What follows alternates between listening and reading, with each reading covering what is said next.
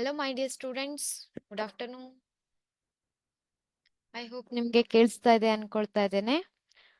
ನಾವು last class ಅಲ್ಲಿ ಜೀವಕ್ರಿಯೆಗಳು ಈ ಪಾಠಕ್ಕೆ ಸಂಬಂಧಿಸಿದಂತ ಕೆಲವೊಂದು ಪ್ರಶ್ನೆಗಳನ್ನ, ಬಹು ಆಯ್ಕೆ ಪ್ರಶ್ನೆಗಳನ್ನ ಇರಬಹುದು ಅಥವಾ 1 ಅಂಕದ ಪ್ರಶ್ನೆಗಳನ್ನ, 2 ಅಂಕದ ಪ್ರಶ್ನೆಗಳನ್ನ ನಾವು ತಿಳ್ಕೊಳ್ತಾ ಇದ್ವಿ ಅಲ್ವಾ.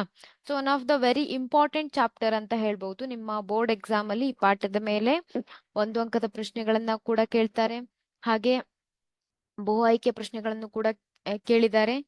ಹಾಗೆ 4 ಅಂಕದ ಪ್ರಶ್ನೆಗಳು, ಹೀಗೆ ಎಲ್ಲ ಒಂದು ಭಾಗದಲ್ಲೂ ಕೂಡ ಈ ಪಾಠದ ಮೇಲೆ ಪ್ರಶ್ನೋತ್ತರಗಳನ್ನ ಕೇಳ್ತಾರೆ. ಆದ್ರಿಂದ ಇವತ್ತು ನಾವು ಈ ಪಾಠಕ್ಕೆ ಸಂಬಂಧಿಸಿದ ಹಾಗೆ 2 ಅಂಕದ ಪ್ರಶ್ನೆಗಳನ್ನ, 3 ಅಂಕದ ಪ್ರಶ್ನೆಗಳನ್ನ, ಹಾಗೆ ಕೆಲವೊಂದು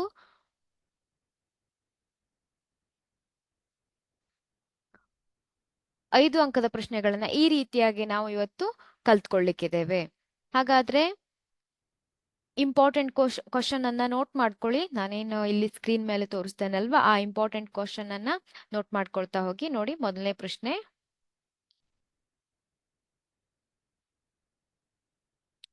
ಚಪಾತಿಯನ್ನು ನಿಧಾನವಾಗಿ ಜಗಿದು ತಿಂದಾಗ ಸಿಹಿಯಾಗಿ ರುಚಿಸುತ್ತದೆ ಏಕೆ? ಇದನ್ನ 1 ಅಂಕಕ್ಕೂ ಕೇಳಬಹುದಾದಂತ ಪ್ರಶ್ನೆ.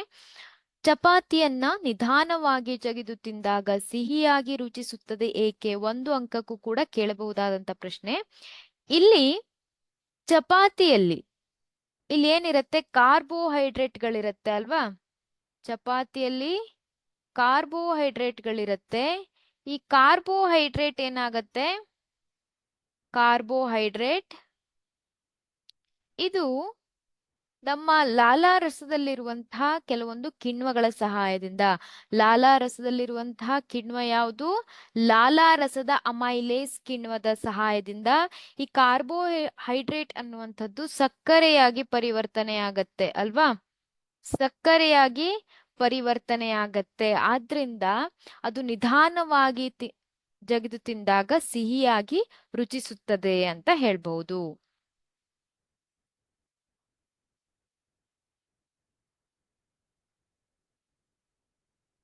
ಎರಡನೇ ಪ್ರಶ್ನೆನ ನೋಡಿ.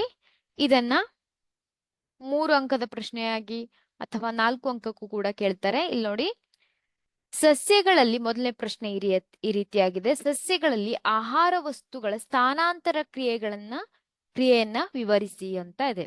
ಸಸ್ಯಗಳಲ್ಲಿ ಆಹಾರ ವಸ್ತುಗಳ ಸ್ಥಾನಾಂತರಣ ಕ್ರಿಯೆ ಫ್ಲೋಯಂನ ಸಹಾಯದಿಂದ ನಡೆಯುತ್ತೆ ಅಲ್ವಾ. ಹಾಗಾದ್ರೆ ಇದು ಯಾವ ರೀತಿಯಾಗಿ ನಡೆಯುತ್ತೆ ಅನ್ನೋದನ್ನ ವಿವರಿಸಿ ಅಂತ ಇದೆ. ಲಾಂಗ್ ಆನ್ಸರ್ ಕ್ವಶನ್ ಅಲ್ಲಿ ಬರುತ್ತೆ ನೋಡಿ,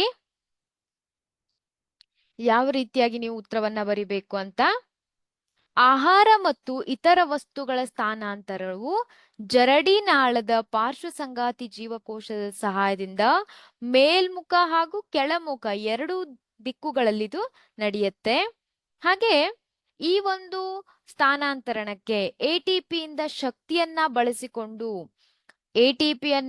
ಶಕ್ತಿಯನ್ನ ಬಳಸಿಕೊಂಡು ಸುಕ್ರೋಸ್ನಂತಹ ವಸ್ತುವನ್ನ ಫ್ಲೋಯಂ ಅಂಗಾಂಶಕ್ಕೆ ವರ್ಗಾಯಿಸಲಾಗತ್ತೆ. ಹಾಗೆ ಇದು ಅಂಗಾಂಶದ ಅಭಿಸರಣ ಒತ್ತಡವನ್ನ ಹೆಚ್ಚಿಸಿ ನೀರು ಅದರೊಳಗೆ ಪ್ರವೇಶಿಸ್ಲಿಕ್ಕೆ ಕಾರಣವಾಗತ್ತೆ. ಆ ಒಂದು ಅಂಗಾಂಶದೊಳಗಿನ ಅಭಿಸರಣ ಒತ್ತಡವನ್ನ ಹೆಚ್ಚಾದಾಗ ನೀರು ಅದರೊಳಗೆ ಪ್ರವೇಶಿಸುತ್ತೆ ಅಲ್ವಾ. ನೀರು ಪ್ರವೇಶ ಆದಾಗ ಏನಾಗತ್ತೆ? ಈ ಒಂದು ಒತ್ತಡ ಆ ಒಂದು ಫ್ಲೋಯಂ ಅಂಗಾಂಶದಲ್ಲಿ ಏನಾಗತ್ತೆ? ಹೆಚ್ಚಾಗಿರುತ್ತೆ. ಆದ್ರಿಂದ ಹೆಚ್ಚಿನ ಒತ್ತಡದ ಕಡೆಯಿಂದ ಕಡಿಮೆ ಒತ್ತಡದ ಕಡೆಗೆ ವಸ್ತುಗಳು ಏನಾಗತ್ತೆ? ಚಲಿಸುತ್ತೆ. ಇದು ಸಸ್ಯದ ಅವಶ್ಯಕತೆಗೆ ಅನುಗುಣವಾಗಿ ವಸ್ತುಗಳನ್ನ ಸಾಗಿಸ್ಲಿಕ್ಕೆ ಅನುವು ಮಾಡಿಕೊಡುತ್ತದೆ. ಅಂದ್ರೆ ಸಸ್ಯದ ಬೇರೆ ಬೇರೆ ಭಾಗಗಳಿಗೆ, ಉದಾಹರಣೆಗೆ ಬೆಳೆಯುತ್ತಿರುವಂತಹ ತುದಿ ಇರಬಹುದು, ಅಥವಾ ಬೀಜದ ಭಾಗ ಇರಬಹುದು, ಹಣ್ಣಿನ ಭಾಗ ಇರಬಹುದು, ಈ ಎಲ್ಲ ಭಾಗಗಳಿಗೆ ಆ ಒಂದು ಪೋಷಕಾಂಶಗಳು ಸಾಗಿಸ್ಲಿಕ್ಕೆ ಈ ರೀತಿಯಾಗಿ ಫ್ಲೋಯಂ ಸಹಾಯ ಮಾಡುತ್ತೆ ಅಂತ ಹೇಳ್ಬೋದು. ನೋಡಿ, ಉತ್ತರವನ್ನ ಸರಿಯಾಗಿ ಬರೆಯಿರಿ.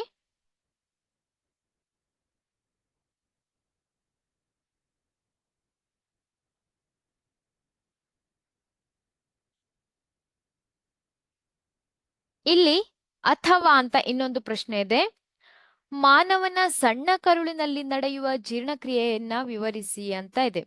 One of the very very important question ಅಂತ ಹೇಳ್ಬಹುದು. ಇದನ್ನ ತುಂಬಾ ಸಲ ಕೇಳಿರುವಂತಹ ಒಂದು ಪ್ರಶ್ನೆ. ಸಣ್ಣ ಕರಳಿನಲ್ಲಿ ಯಾವ ರೀತಿಯಾಗಿ ಜೀರ್ಣಕ್ರಿಯೆ ನಡೆಯುತ್ತೆ ಅನ್ನೋದು. ಹಾಗಾದ್ರೆ ನೋಡೋಣ, ಆ ಸಣ್ಣ ಕರಳಿನಲ್ಲಿ ಯಾವ ರೀತಿಯಾಗಿ ಮಾನವನ ಸಣ್ಣ ಕರಳಿನಲ್ಲಿ ಜೀರ್ಣಕ್ರಿಯೆ ನಡೆಯುತ್ತೆ ಅಂತ. ನೋಡಿ, ಮೊದಲನೇದಾಗಿ ಯಕೃತ್ನಿಂದ ಸಣ್ಣ ಕರಳಿನಲ್ಲಿ ಯಕೃತ್ನಿಂದ ಸ್ರವಿಕೆಯಾಗುವಂತ ಪಿತ್ತರಸ ಕೊಬ್ಬಿನ ಮೇಲೆ ಪ್ರತಿವರ್ತಿಸುವ ಜೊತೆಗೆ ಈ ಕಾರ್ಯವನ್ನ ಪೂರ್ಣಗೊಳಿಸುತ್ತದೆ. ಯಕೃತ್ನಿಂದ ಬಿಡುಗಡೆಯಾಗಿರುವಂತಹ ಪಿತ್ತರಸ ಯಾವ ಭಾಗಕ್ಕೆ ತಲುಪುತ್ತೆ? ಅದು ಸಣ್ಣ ಕರುಳಿನ ಭಾಗಕ್ಕೆ ತಲುಪುತ್ತೆ. ಸಣ್ಣ ಕರುಳಿನಲ್ಲಿ ಈ ಒಂದು ಪಿತ್ತರಸವು ಕೊಬ್ಬಿನ ಮೇಲೆ ವರ್ತಿಸುತ್ತದೆ. ಅಂದ್ರೆ ಏನಾಗತ್ತೆ, ಸಣ್ಣ ಕರುಳಿನಲ್ಲಿ ಕಂಡು ಬರುವ ಕೊಬ್ಬುಗಳು ದೊಡ್ಡ ದೊಡ್ಡ ದುಂಡು ಕಣಗಳ ರೂಪದಲ್ಲಿದೆ. ಆ ಕಿಣ್ವಗಳು ಏನ್ ಮಾಡತ್ತೆ, ಅದರ ಮೇಲೆ ವರ್ತಿಸ್ಲಿಕ್ಕೆ ಕಷ್ಟ ಆಗತ್ತೆ. ಆದ್ರಿಂದ ಪಿತ್ತರಸದ ಲವಣಗಳು ಅದನ್ನ ಕೊಬ್ಬನ್ನ ಚಿಕ್ಕ ಚಿಕ್ಕ ತುಂಡುಗಳನ್ನಾಗಿ ಪರಿವರ್ತನೆ ಮಾಡತ್ತೆ. ಮೊದಲನೇದಾಗಿ ಏನು, ಮೊದಲನೇ ಹಂತದಲ್ಲಿ ಏನ್ ಬರಿಬೇಕು? ಯಕೃತ್ನಿಂದ ಸ್ರವಿಕೆಯಾಗುವ ಪಿತ್ತರಸವು ಕೊಬ್ಬಿನ ಮೇಲೆ ಪ್ರತಿವರ್ತಿಸುತ್ತದೆ. ಕೊಬ್ಬಿನ ಮೇಲೆ ಯಾವ ರೀತಿಯಾಗಿ ಅದು ಪ್ರತಿವರ್ತಿಸುತ್ತೆ? ಸಣ್ಣ ಕರುಳಿನಲ್ಲಿ ಕೊಬ್ಬು ದುಂಡು ಕಣಗಳ ದೊಡ್ಡ ದೊಡ್ಡ ದುಂಡು ಕಣಗಳ ರೂಪದಲ್ಲಿರುತ್ತೆ. ಅದನ್ನ ಚಿಕ್ಕ ಚಿಕ್ಕ ಕಣಗಳಾಗಿ ಅದು ವಿಭಜನೆ ಮಾಡುತ್ತೆ. ನಂತರ very important point, second point ಏನು? ಮೇದೋಜೀರಕ ರಸವು ಮೇದೋಜೀರಕ ಗ್ರಂಥಿ ಇದೆ ಅಲ್ವಾ, ಅದು ಮೇದೋಜೀರಕ ರಸವನ್ನ ಸ್ರವಿಸುತ್ತದೆ. ಅದು ಪ್ರೋಟೀನ್ ಅನ್ನ, ಆ ಮೇದೋಜೀರಕ ರಸದಲ್ಲಿ ಏನಿರುತ್ತೆ? ಪ್ರೋಟೀನ್ ಅನ್ನ ಜೀರ್ಣಗೊಳಿಸ್ಲಿಕ್ಕೆ ಟ್ರಿಪ್ಸಿನ್ ಅನ್ನ ಹೊಂದಿದೆ. ಪ್ರೋಟೀನ್ ಅನ್ನ ಜೀರ್ಣಗೊಳಿಸ್ಲಿಕ್ಕೆ ಮೇದೋಜೀರಕ ರಸದಲ್ಲಿ ಟ್ರಿಪ್ಸಿನ್ ಅನ್ನುವಂತಹ ಒಂದು ಕಿಣ್ವ ಇದೆ. ಹಾಗೆ ಎಮಲ್ಸೀಕರಣಗೊಂಡ ಕೊಬ್ಬುಗಳನ್ನ, ಅಂದ್ರೆ ಚಿಕ್ಕ ಚಿಕ್ಕ ದುಂಡು ಕಣಗಳ ರೂಪದಲ್ಲಿರುವಂತಹ ಒಂದು ಕೊಬ್ಬನ್ನ ವಿಭಜಿಸಲು ಲೈಪೇಸ್ ನಂತ ಕಿಣ್ವಗಳು ಆ ಒಂದು ಮೇದೋಜೀರಕ ರಸದಲ್ಲಿ ಕಂಡುಬರುತ್ತೆ. ಮೇದೋಜೀರಕ ಗ್ರಂಥಿಯಿಂದ ಬಿಡುಗಡೆಯಾಗುವಂತಹ ಒಂದು ರಸವನ್ನ ಮೇದೋಜೀರಕ ರಸ ಅಂತ ಕರಿತೇವೆ ಅಲ್ವಾ. ಅದು ಸಣ್ಣ ಕರಳನ್ನ ತಲುಪುತ್ತೆ. ಆ ಮೇದೋಜೀರಕ ರಸದ ಕಾರ್ಯ ಏನು? ಅದು ಪ್ರೋಟೀನ್ ಅನ್ನ ಜೀರ್ಣ ಮಾಡ್ಲಿಕ್ಕೆ ಟ್ರಿಪ್ಸಿನ್ ಮತ್ತೆ ಕೊಬ್ಬನ್ನ ಜೀರ್ಣಿಸಲು ಲೈಪೇಸ್ ಅನ್ನುವಂತಹ ಒಂದು ಕಿಣ್ವವನ್ನ ಹೊಂದಿದೆ. ನಂತರ ಮೂರನೇ ಹಂತದಲ್ಲಿ ನೋಡಿ, ಸಣ್ಣ ಕರುಳಿನ ಭಿತ್ತಿಯು ಕೆಲವೊಂದು ಗ್ರಂಥಿಗಳನ್ನ ಹೊಂದಿದ್ದು ಅದು ಕರುಳಿನ ರಸವನ್ನ ಸ್ರವಿಸುತ್ತದೆ. ಕರುಳಿನ ರಸದಲ್ಲಿ ಏನಿರುತ್ತೆ? ಕೆಲವೊಂದು ಕಿಣ್ವಗಳಿರುತ್ತೆ. ಆ ಕಿಣ್ವಗಳ ಸಹಾಯದಿಂದ ಅಂತಿಮವಾಗಿ ಈ ಒಂದು ಸಂಕೀರ್ಣವಾದಂತಹ ಒಂದು ಪೋಷಕಾಂಶಗಳು, ಉದಾಹರಣೆಗೆ ಪ್ರೋಟೀನ್ಗಳಿರ್ಬಹುದು, ಹಾಗೆ ಕೊಬ್ಬುಗಳಿರ್ಬಹುದು, ಹಾಗೆ ಕಾರ್ಬೋಹೈಡ್ರೇಟ್ಗಳಿರ್ಬಹುದು, ಅವೇನಾಗತ್ತೆ? ಸರಳವಾಗಿ ಬದಲಾವಣೆ ಆಗತ್ತೆ, ಸರಳ ರೂಪಕ್ಕೆ. ಹಾಗಾದ್ರೆ ಪ್ರೋಟೀನ್ ಏನಾಗಿ ಬದಲಾವಣೆ ಆಗತ್ತೆ? ಪ್ರೋಟೀನ್ ಅನ್ನುವಂಥದ್ದು ಅಮೈನೋ ಆಮ್ಲವಾಗಿ ಬದಲಾವಣೆ ಆದ್ರೆ, ಹಾಗೆ ಕಾರ್ಬೋಹೈಡ್ರೇಟ್ ಅನ್ನುವಂಥದ್ದು ಗ್ಲುಕೋಸ್ ಆಗಿ ಬದಲಾವಣೆ ಆಗತ್ತೆ. ಹಾಗೆ ಕೊಬ್ಬಿನ ಆಮ್ಲ ಮತ್ತೆ ಗ್ಲಿಸರಾಲ್ ಆಗಿ ಪರಿವರ್ತಿಸುತ್ತದೆ. Very important. ಇದನ್ನ ರಿಪೀಟ್ ಆಗಿ ತುಂಬಾ ಸಲ ಈ ಕ್ವಶನ್ ಅನ್ನ ಕೇಳಿದ್ದಾರೆ. ಮಾನವನ ಸಣ್ಣ ಕರುಳಿನಲ್ಲಿ ನಡೆಯುವಂತಹ ಒಂದು ಜೀರ್ಣಕ್ರಿಯೆಯನ್ನ ವಿವರಿಸಿ ಅಂತ ತುಂಬಾ ಸಲ ರಿಪೀಟೆಡ್ ಆಗಿ ಕ್ವಶನ್ ಅನ್ನ ಕೇಳಿದ್ದಾರೆ. ಈ ರೀತಿಯಾಗಿ ನೀವು 3 ಸ್ಟೆಪ್ ಅನ್ನ ನೆನ್ಪಿಟ್ಕೊಂಡ್ರೆ, ಯಕೃತ್ನಲ್ಲಿ ಯಾವ ರೀತಿಯಾಗಿ ಜೀರ್ಣಕ್ರಿಯೆಗೆ ಸಹಾಯ ಮಾಡುತ್ತೆ, ಯಕೃತ್ ಅನ್ನುವಂಥದ್ದು ಮೇದೋಜೀರಕ ಗ್ರಂಥಿ, ಹಾಗೆ ಸಣ್ಣ ಕರುಳಿನಲ್ಲಿ ಸ್ರವಿಸುವಂತಹ ರಸವು ಯಾವ ರೀತಿಯಾಗಿ ಆ ಒಂದು ಜೀರ್ಣಕ್ರಿಯೆಗೆ ಸಹಾಯ ಮಾಡುತ್ತೆ ಅನ್ನೋದನ್ನ ನೀವು ವಿವರಿಸಬೇಕು.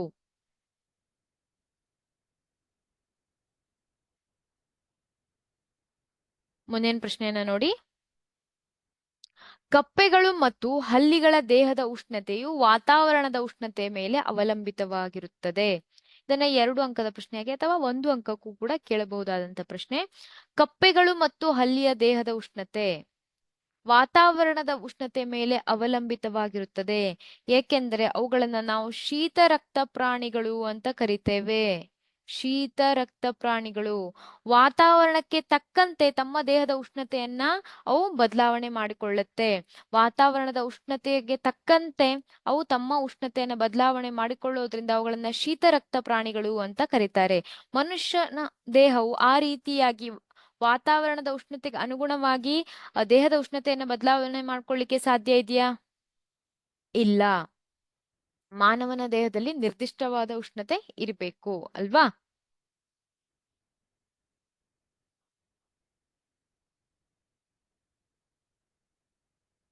ನೆಕ್ಸ್ಟ್ ಕ್ವಶನ್ ನೋಡಿ, ತೆರೆದ ಪತ್ರರಂಧ್ರವನ್ನ ತೋರಿಸುವ ಚಿತ್ರವನ್ನ ಬರೆದು ಈ ಕೆಳಗಿನ ಭಾಗಗಳನ್ನ ಗುರುತಿಸಿ ಅಂತ ಇದೆ ಅಲ್ವಾ. ತೆರೆದ ಪತ್ರರಂಧ್ರ ಹಾಗೆ ಮುಚ್ಚಿದ ಪತ್ರರಂಧ್ರ, ಎರಡು ರೀತಿಯಾದಂತ ಪತ್ರರಂಧ್ರದ ಚಿತ್ರವನ್ನ ನೀವು ನೋಡಿದ್ರಿ ಅಲ್ವಾ. ಆ ಪತ್ರರಂಧ್ರದ ಚಿತ್ರವನ್ನ ಬಿಡಿಸಿ ಇಲ್ಲಿ ನೀವು ತೆರೆದ ಪತ್ರರಂಧ್ರ ಅಂತ ಕೊಟ್ಟಿದ್ದಾರೆ. ಕಾವಲು ಜೀವಕೋಶಗಳು ಮತ್ತೆ ಪತ್ರರಂಧ್ರವನ್ನ ಗುರುತಿಸಬೇಕು. ನೋಡಿ, ಇಲ್ಲಿ ಇಂಗ್ಲಿಷ್ ಅಲ್ಲಿದೆ. ಓಪನ್ ಅಂದ್ರೆ ತೆರೆದ, ಕ್ಲೋಸ್ಡ್, ಹಾಗೆ ಮುಚ್ಚಿದ ಪತ್ರರಂಧ್ರ ಅಂತ ಇದೆ ಅಲ್ವಾ. ಇಲ್ಲಿ ನೋಡಿ, ಇದನ್ನ ನಾವು ತೆರೆದ ಪತ್ರರಂಧ್ರ ಅಂತ ಕರಿತೇವೆ, ಇದನ್ನ ಮುಚ್ಚಿದ ಪತ್ರರಂಧ್ರ ಅಂತ ಕರಿತೇವೆ. ಇದನ್ನ ಯಾಕೆ ತೆರೆದ ಪತ್ರರಂಧ್ರ ಅಂತ ಕರಿತೇವೆ? ಇಲ್ಲಿ ನೋಡಿ, ಈ ಒಂದು ಕಾವಲು ಜೀವಕೋಶಗಳು ಈ ರೀತಿಯಾದಂತಹ ಒಂದು ರಚನೆಯನ್ನ ತೋರಿಸ್ತಾ ಇದೆ. ಹಾಗೆ ಇಲ್ಲಿ ನಾವು ಏನ್ ನೋಡ್ಬಹುದು? ಪತ್ರ ರಂಧ್ರವನ್ನ ನೋಡ್ಬಹುದು ಅಲ್ವಾ. ಆದ್ರಿಂದ ಇದನ್ನ ತೆರೆದ ಪತ್ರರಂಧ್ರ ಅಂತ ಹೇಳ್ತೇವೆ. ಇಲ್ಲಿ ನೋಡಿ, ಮುಚ್ಚಿದ ಪತ್ರರಂಧ್ರದಲ್ಲಿ ಆ ಒಂದು ಆ ಕಾವಲು ಜೀವಕೋಶ ಯಾವ ರೀತಿಯಾಗಿದೆ ಅನ್ನೋದನ್ನ ನೋಡಿ. ಇದು ಎರಡನ್ನೂ ಕೂಡ ಬಿಡಿಸ್ಲಿಕ್ಕೆ ಕೇಳಬಹುದು, ಅಥವಾ ತೆರೆದ ಪತ್ರರಂಧ್ರವನ್ನ ಬಿಡಿಸಿ ಭಾಗಗಳನ್ನ ಗುರುತಿಸಿ ಅಂತ ಇದೆ. ಇಲ್ಲಿ ಇದು ಕಾವಲು ಜೀವಕೋಶಗಳು, ಗಾರ್ಡ್ ಸೆಲ್ಸ್ ಅಂತ ಕರೀತಾರೆ ಅಲ್ವಾ. ಸ್ಟೊಮಾಟಲ್ ಪೋರ್ ಅಂದ್ರೆ ಪತ್ರರಂಧ್ರ, ಹಾಗೆ ಕ್ಲೋರೋಪ್ಲಾಸ್ಟ್ ಇದನ್ನು ಕೂಡ ನೀವು ಗುರುತಿಸಬೇಕು. ಈ ಮೂರೂ ಭಾಗಗಳನ್ನ ನೆನ್ಪಿಟ್ಕೊಂಡು ಪ್ರಾಕ್ಟೀಸ್ ಮಾಡ್ಕೊಂಡು ಗುರುತಿಸ್ಬೇಕು.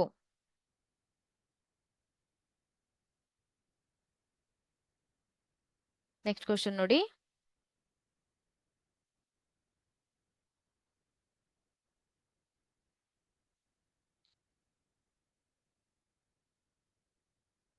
ಈ ಕೆಳಗೆ ಕೊಟ್ಟಿರುವ ಚಿತ್ರಗಳು 3 ಬೇರೆ ಬೇರೆ ಪ್ರಾಣಿಗಳ ಹೃದಯವನ್ನ ಪ್ರತಿನಿಧಿಸುತ್ತದೆ. ಅದನ್ನು ಗಮನಿಸಿ ಮತ್ತು ಪ್ರಶ್ನೆಗೆ ಉತ್ತರಿಸಿ ಅಂತ ಇದೆ. ಇವುಗಳಲ್ಲಿ ಯಾವುದು ಅಧಿಕ ಶಕ್ತಿಯ ಅವಶ್ಯಕತೆ ಇರುವಂತಹ ಒಂದು ಪ್ರಾಣಿಗಳಿಗೆ ಉಪಯುಕ್ತ, ಏಕೆ ಅಂತ ಇದೆ. ನೋಡಿ, ಇಲ್ಲಿ 3 ರೀತಿಯಾದಂತಹ ಹೃದಯವನ್ನ ಕೊಟ್ಟಿದ್ದಾರೆ ಅಲ್ವಾ. ಇದನ್ನ ನಾವು 2 ಕೋಣೆಯ ಹೃದಯ ಅಂತ ಹೇಳ್ಬಹುದು, ಇದನ್ನ 4 ಕೋಣೆಯ ಹೃದಯ ಅಂತ ಹೇಳ್ಬಹುದು, ಇದನ್ನ 3 ಕೋಣೆಯ ಹೃದಯ ಅಂತ ಹೇಳ್ಬಹುದು ಅಲ್ವಾ. ಇಲ್ಲಿ 2 ಕೋಣೆಯ ಹೃದಯವನ್ನ ನಾವು ಎಲ್ಲಿ ನೋಡ್ತೇವೆ? ಮೀನುಗಳಲ್ಲಿ ನೋಡ್ತೇವೆ ಅಲ್ವಾ, ಮೀನು. ಹಾಗೆ 4 ಕೋಣೆಯ ಹೃದಯವನ್ನ ನಾವು ಎಲ್ಲಿ? ಮನುಷ್ಯರಲ್ಲಿ ಇರಬಹುದು, ಮನುಷ್ಯರಲ್ಲಿ ಕೆಲವೊಂದು ಪ್ರಾಣಿಗಳಲ್ಲಿ ನಾವು 4 ಕೋಣೆಯ ಹೃದಯವನ್ನ ನೋಡ್ತೇವೆ. 3 ಕೋಣೆಯ ಹೃದಯವನ್ನ ನಾವು ಎಲ್ಲಿ ನೋಡ್ತೇವೆ? ಸರೀಸೃಪಗಳಲ್ಲಿ, ಸರೀಸೃಪಗಳಲ್ಲಿ ಹಾಗೆ ಉಭಯವಾಸಿಗಳಲ್ಲಿ ಅಲ್ವಾ. ಸರೀಸೃಪಗಳಲ್ಲಿ ಮತ್ತೆ ಉಭಯವಾಸಿಗಳಲ್ಲಿ 3 ಕೋಣೆಯ ಹೃದಯವನ್ನ ನೋಡ್ತೇವೆ ಅಲ್ವಾ. ಇವುಗಳಲ್ಲಿ ಯಾವ ಹೃದಯವು ಅಧಿಕ ಶಕ್ತಿಯ ಅವಶ್ಯಕತೆ ಇರುವ ಪ್ರಾಣಿಗಳಿಗೆ ಉಪಯುಕ್ತ? ಇವುಗಳಲ್ಲಿ ಯಾವ ಹೃದಯವು ಅಧಿಕ ಶಕ್ತಿ ಇರುವಂತಹ ಒಂದು ಪ್ರಾಣಿಗಳಿಗೆ ಉಪಯುಕ್ತವಾಗಿದೆ? ಇಲ್ಲಿ ನಾನು ಈ ಹೃದಯ 2 ಇದೆ ಅಲ್ವಾ, ನಂಬರ್ 2 ಇದೆ ಅಲ್ವಾ, ಈ ಹೃದಯವನ್ನ ಅಂದ್ರೆ 4 ಕೋಣೆಯ ಹೃದಯವನ್ನ ಅಧಿಕ ಶಕ್ತಿಯ ಅವಶ್ಯಕತೆ ಇರುವಂತಹ ಪ್ರಾಣಿಗಳಿಗೆ ಉಪಯುಕ್ತ ಅಂತ ಹೇಳ್ಬಹುದು. ಕಾರಣ ಇಲ್ಲಿ ಏಕೆ ಅಂತ ಕೇಳಿದ್ದಾರೆ ಅಲ್ವಾ. ಏಕೆ ಅನ್ನೋದನ್ನ ನೀವು ಅದನ್ನ ಎಕ್ಸ್ಪ್ಲೇನ್ ಮಾಡ್ಬೇಕು. ಏನಂತ ಬರೀತೀರಾ? ಏನಂತ ಎಕ್ಸ್ಪ್ಲೇನ್ ಮಾಡ್ತೀರಾ?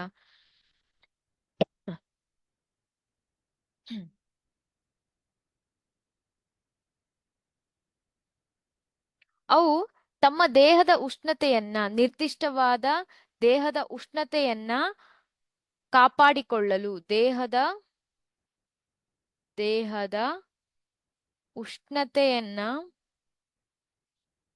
ಉಷ್ಣತೆಯನ್ನ ಕಾಪಾಡಿಕೊಳ್ಳಲು ಹೆಚ್ಚಿನ ಶಕ್ತಿಯ ಅವಶ್ಯಕತೆ ಇದೆ. ಹೆಚ್ಚಿನ ಶಕ್ತಿಯ ಅವಶ್ಯಕತೆ ಇದೆ. ನೋಡಿ, ದೇಹದ ಉಷ್ಣತೆಯನ್ನ ಕಾಪಾಡಿಕೊಳ್ಳಿಕ್ಕೆ ಉದಾಹರಣೆಗೆ ಪಕ್ಷಿಗಳಿರಬಹುದು ಅಥವಾ ಸ್ತನಿಗಳಿರಬಹುದು ಅಲ್ವಾ. 4 ಕೋಣೆಯ ಹೃದಯ ಪಕ್ಷಿಗಳಲ್ಲಿ ಮತ್ತೆ ಸ್ತನಿಗಳಲ್ಲಿ ಕಂಡು ಬರುತ್ತೆ. ಅವು ನಿರ್ದಿಷ್ಟವಾದ ದೇಹದ ಉಷ್ಣತೆಯನ್ನ ಕಾಪಾಡಿಕೊಳ್ಳುತ್ತೆ. ಉದಾಹರಣೆಗೆ ಮನುಷ್ಯನ ದೇಹದ ಉಷ್ಣತೆ ಎಷ್ಟು? 98.6 ಅಲ್ವಾ, 98.6 ಡಿಗ್ರಿ ಫ್ಯಾರನೈಟ್ ಅಲ್ವಾ. ಈ ರೀತಿಯಾಗಿ ಆ ಒಂದು ದೇಹದ ಉಷ್ಣತೆಯನ್ನ ಕಾಪಾಡಿಕೊಳ್ಳಿಕ್ಕೆ, ಈಗ ವಾತಾವರಣದಲ್ಲಿ ಚಳಿ ಇದೆ ಅಥವಾ ವಾತಾವರಣದಲ್ಲಿ ಬೇರೆ ಏನೋ ಒಂದು ಹೆಚ್ಚಿನದಾದಂತಹ ಒಂದು ಟೆಂಪರೇಚರ್ ಇದೆ ಅಂದ್ರೆ ಆ ವಾತಾವರಣಕ್ಕೆ ತಕ್ಕಂತೆ ನಮ್ಮ ದೇಹ ಬದಲಾವಣೆ ಆಗೋದಿಲ್ಲ ಅಲ್ವಾ. ಆದ್ರೆ ಸರೀಸೃಪಗಳಲ್ಲಿ ಹಾಗೆ ಕೆಲವೊಂದು ಮೀನುಗಳಲ್ಲಿ ವಾತಾವರಣಕ್ಕೆ ತಕ್ಕಂತ ಹಾಗೆ ಆ ಒಂದು ದೇಹದ ಉಷ್ಣತೆ ಬದಲಾವಣೆ ಆಗತ್ತೆ. ಆದ್ರಿಂದ ಈ ದೇಹದ ಉಷ್ಣತೆಯನ್ನ ಕಾಪಾಡಿಕೊಳ್ಳಿಕ್ಕೆ ಹೆಚ್ಚಿನ ಶಕ್ತಿಯ ಅವಶ್ಯಕತೆ ಇದೆ. ಆದ್ರಿಂದ ಇಲ್ಲಿ 4 ಕೋಣೆಯ ಹೃದಯ ಉಳ್ಳ ಚಿತ್ರವು ಈ ಒಂದು ಜೀವಿಗಳಿಗೆ ಉಪಯುಕ್ತವಾಗಿದೆ ಅಂತ ಹೇಳ್ಬಹುದು.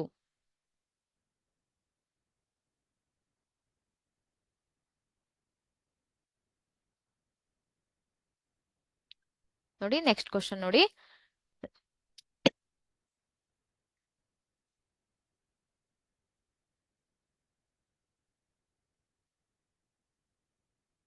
ಇಲ್ಲಿ ಎಕ್ಸ್ ಮತ್ತು ವೈ ಪ್ರಾಣಿಗಳ ಸಣ್ಣ ಕರುಳಿನ ಅಂದಾಜು ಉದ್ದಗಳನ್ನ ನೀಡಲಾಗಿದೆ. ಕೋಷ್ಟಕವನ್ನ ನೋಡಿ, ಇಲ್ಲಿ ಪ್ರಾಣಿಗಳ ಎಕ್ಸ್ ವೈ ಅಂತ ಕೊಟ್ಟಿದ್ದಾರೆ, ಹಾಗೆ ಸಣ್ಣ ಕರುಳಿನ ಅಂದಾಜು ಉದ್ದವನ್ನ ಕೊಟ್ಟಿದ್ದಾರೆ ಅಲ್ವಾ. ಇಲ್ಲಿ ಎಕ್ಸ್ ಅನ್ನುವಂತ ಪ್ರಾಣಿಯ ಸಣ್ಣ ಕರುಳಿನ ಅಂದಾಜು ಉದ್ದ ಎಷ್ಟು? 20ರಿಂದ 40 ಅಡಿಗಳು ಅಂತ ಇದೆ. ವಾಯ್ ಅನ್ನುವಂತಹ ಪ್ರಾಣಿಯ ಅಂದಾಜು ಸಣ್ಣ ಕರುಳಿನ ಅಂದಾಜು ಉದ್ದ ಎಷ್ಟು? 5ರಿಂದ 8 ಅಡಿಗಳು ಅಂತ ಇದೆ. ಇಲ್ಲಿ ಎಕ್ಸ್ ಅನ್ನುವಂಥ ಒಂದು ಪ್ರಾಣಿ ಯಾವುದು, ವಾಯ್ ಅನ್ನುವಂಥ ಒಂದು ಪ್ರಾಣಿಗಳು ಯಾವ ಒಂದು ಗುಂಪಿಗೆ ಸೇರತ್ತೆ ಅಂತ ಹೇಳ್ಬೇಕು. ಇಲ್ಲಿ ನೋಡಿ, ಕೋಷ್ಟಕದಲ್ಲಿರುವ ಸಸ್ಯಾಹಾರಿ ಮತ್ತೆ ಮಾಂಸಾಹಾರಿ ಪ್ರಾಣಿಗಳನ್ನ ಗುರುತಿಸಿ ಅಂತ ಇದೆ. ಇಲ್ಲಿ ಈ ಕೋಷ್ಟಕದವನ್ನ ನೋಡ್ಕೊಂಡು ನಾವು ಸಸ್ಯಾಹಾರಿಗಳನ್ನ ಮತ್ತೆ ಮಾಂಸಾಹಾರಿಗಳನ್ನ ಗುರ್ತಿಸ್ಬೇಕು. ಹಾಗಾದ್ರೆ ಹೇಗ್ ಹೇಳೋದು? ಸಣ್ಣ ಕರುಳಿನ ಅಂದಾಜು ಉದ್ದವನ್ನ ಕೊಟ್ಟಿದ್ದಾರೆ ಅಲ್ವಾ. ಸಸ್ಯಾಹಾರಿಗಳಲ್ಲಿ ನಾವು ಉದ್ದನೆಯ ಸಣ್ಣ ಕರುಳನ್ನ ನೋಡಬಹುದು, ಆದ್ರೆ ಮಾಂಸಾಹಾರಿಗಳಲ್ಲಿ ಅಲ್ಲಿ ಕಡಿಮೆ ಒಂದು ಉದ್ದದ ಸಣ್ಣ ಕರುಳು ಕಂಡು ಬರುತ್ತೆ. ಕಾರಣ ಏನು ಹಾಗಾದ್ರೆ? ಇಲ್ಲಿ ಎಕ್ಸ್ ಅನ್ನುವಂಥದ್ದೇನು? ಇಲ್ಲಿ ಎಕ್ಸ್ ಅನ್ನುವಂಥದ್ದು ಸಸ್ಯಾಹಾರಿ ಅಲ್ವಾ. ಎಕ್ಸ್ ಅನ್ನುವಂಥದ್ದು ಸಸ್ಯಾಹಾರಿ ಅಂತ ಹೇಳ್ಬೋದು. ವಾಯ್ ಅನ್ನುವಂಥದ್ದು ಮಾಂಸಾಹಾರಿ ಅಂತ ಹೇಳ್ಬೋದು. ಹಾಗಾದ್ರೆ ಈ ಕಾರಣ ಏನು? ಸಸ್ಯಾಹಾರಿಗಳಲ್ಲಿ ಸೆಲ್ಯುಲೋಸ್ ಅನ್ನ ಜೀರ್ಣಿಸಿಕೊಳ್ಳಿಕ್ಕೆ ಉದ್ದನೆಯ ಸಣ್ಣ ಕರುಳಿನ ಅಗತ್ಯ ಇದೆ. ಆದರೆ ಮಾಂಸಾಹಾರಿಗಳು ಸೆಲ್ಯುಲೋಸ್ ಅನ್ನ ತಮ್ಮ ಆಹಾರದಲ್ಲಿ ತಿನ್ನದೇ ಇರೋದ್ರಿಂದ, ಅವು ಆ ಒಂದು ಆಹಾರದ ಮೇಲೆ ಡಿಪೆಂಡ್ ಆಗದೆ ಇರೋದ್ರಿಂದ ಅಲ್ಲಿ ಒಂದು ಸಣ್ಣ ಕರುಳಿನ ಉದ್ದ ಕಡಿಮೆ ಇರುತ್ತೆ. ನೋಡಿ, ಈ ಕ್ವಶನ್ ಅನ್ನ ನೋಟ್ ಮಾಡ್ಕೊಳ್ಳಿ. ಕೇಳಿರುವಂತಹ ಪ್ರಶ್ನೆ, ಬೇರೆ ಬೇರೆ ಕ್ವಶನ್ ಪೇಪರ್ಗಳಲ್ಲಿ ಕೇಳಿರುವಂತಹ ಒಂದು ಪ್ರಶ್ನೆ.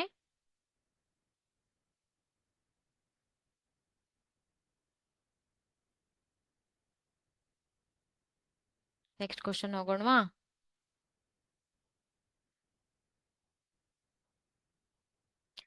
ಸಸ್ಯಗಳು ತ್ಯಾಜ್ಯ ಪದಾರ್ಥಗಳನ್ನ ಹೊರಹಾಕಲು ಬಳಸುವ ವಿಧಾನಗಳು ಯಾವುವು? ಸಸ್ಯಗಳು ಯಾವ ವಿಧಾನಗಳನ್ನ ಬಳಸಿಕೊಂಡು ತಮ್ಮ ತ್ಯಾಜ್ಯ ವಸ್ತುಗಳನ್ನ ಹೊರಗೆ ಹಾಕತ್ತೆ? ಮನುಷ್ಯರಲ್ಲಿ ಅಲ್ಲಿ ವಿಸರ್ಜನಾಂಗ ವ್ಯೂಹ ಕಂಡು ಬರುತ್ತೆ ಅಲ್ವಾ. ಒಂದು ನಿರ್ದಿಷ್ಟವಾದಂತಹ ಒಂದು ವಿಸರ್ಜನಾಂಗ ವ್ಯೂಹ ಕಂಡು ಬರುತ್ತೆ. ಆದ್ರೆ ಸಸ್ಯಗಳಲ್ಲಿ ವಿಸರ್ಜನಾಂಗ ವ್ಯೂಹ ಅನ್ನುವಂಥದ್ದು ಕಂಡು ಬರೋದಿಲ್ಲ. ಹಾಗಾದ್ರೆ ಅವು ಏನನ್ನ ಬಳಸಿಕೊಂಡು ಈ ಒಂದು ಯಾವ ಒಂದು ಭಾಗವನ್ನ ಬಳಸಿಕೊಂಡು ತ್ಯಾಜ್ಯವನ್ನ ಹೊರಹಾಕತ್ತೆ ಅಲ್ವಾ? ನೋಡಿ, 3 ಅಂಕದ ಪ್ರಶ್ನೆಗಳಾಗಿ ಇದನ್ನ ಕೇಳ್ತಾರೆ.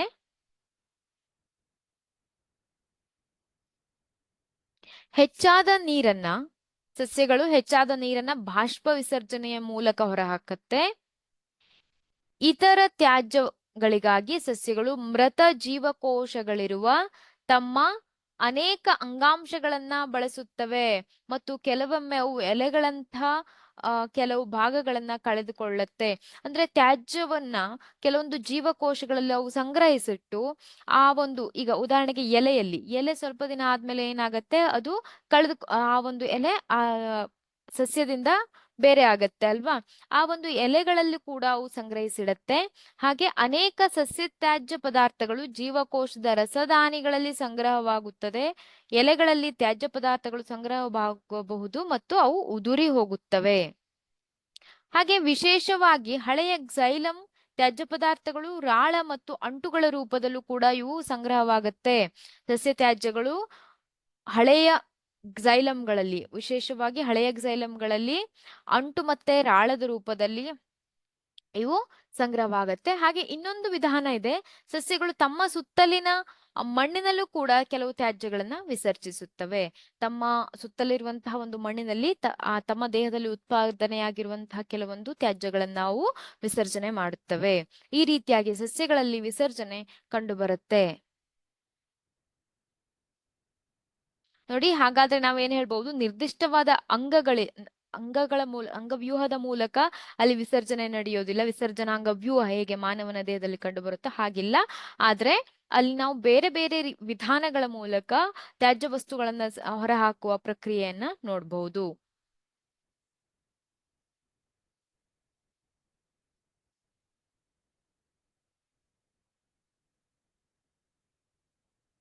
ನೆಕ್ಸ್ಟ್ ಕ್ವಶನ್ ನೋಡಿ, ಗ್ಸೈಲಂ ಅಂಗಾಂಶದ ಕಾರ್ಯವನ್ನ ತಿಳಿಸಿ. ಹಾಗೆ ಗ್ಸೈಲಂ ಅಂಗಾಂಶದ ಕಾರ್ಯಗಳನ್ನ ಫ್ಲೋಯಂ ಅಂಗಾಂಶದೊಂದಿಗೆ ಹೋಲಿಸಿ ಅಂತ ಇದೆ. ಸಸ್ಯಗಳಲ್ಲಿ ಪತ್ರರಂಧ್ರಗಳ ಮೂಲಕ ಜರುಗುವ ಅನಿಲಗಳ ವಿನಿಮಯ ಪ್ರಕ್ರಿಯೆಯನ್ನ ವಿವರಿಸಿ. ಪ್ರಶ್ನೆಯನ್ನ ಸರಿಯಾಗಿ ಬರ್ಕೊಳ್ಳಿ. ಗ್ಸೈಲಂ ಅಂಗಾಂಶದ ಕಾರ್ಯಗಳನ್ನು ಫ್ಲೋಯಂ ಅಂಗಾಂಶದ ಕಾರ್ಯಗಳೊಂದಿಗೆ ಹೋಲಿಸಿ. ಗ್ಸೈಲಂ ಮತ್ತೆ ಫ್ಲೋಯಂ ಅಂಗಾಂಶದ ಕಾರ್ಯಗಳನ್ನ ಹೋಲಿಸಬೇಕು. ಹಾಗೆ ಸಸ್ಯಗಳಲ್ಲಿ ಪತ್ರರಂಧ್ರಗಳ ಮೂಲಕ ಜರುಗುವ ಅನಿಲಗಳ ವಿನಿಮಯ ಪ್ರಕ್ರಿಯೆಯನ್ನ ವಿವರಿಸಿ. ಇದನ್ನ 4 ಅಂಕಕ್ಕೆ ಕೇಳಬಹುದಾದಂತ ಪ್ರಶ್ನೆ. ವೆರಿ ಇಂಪಾರ್ಟೆಂಟ್, ನೋಟ್ ಮಾಡ್ಕೊಳ್ಳಿ. 4 ಅಂಕಕ್ಕೆ ಕೇಳಬಹುದಾದಂತ ಹಾಗೆ ಕೇಳಿರುವಂತಹ ಒಂದು ಪ್ರಶ್ನೆ.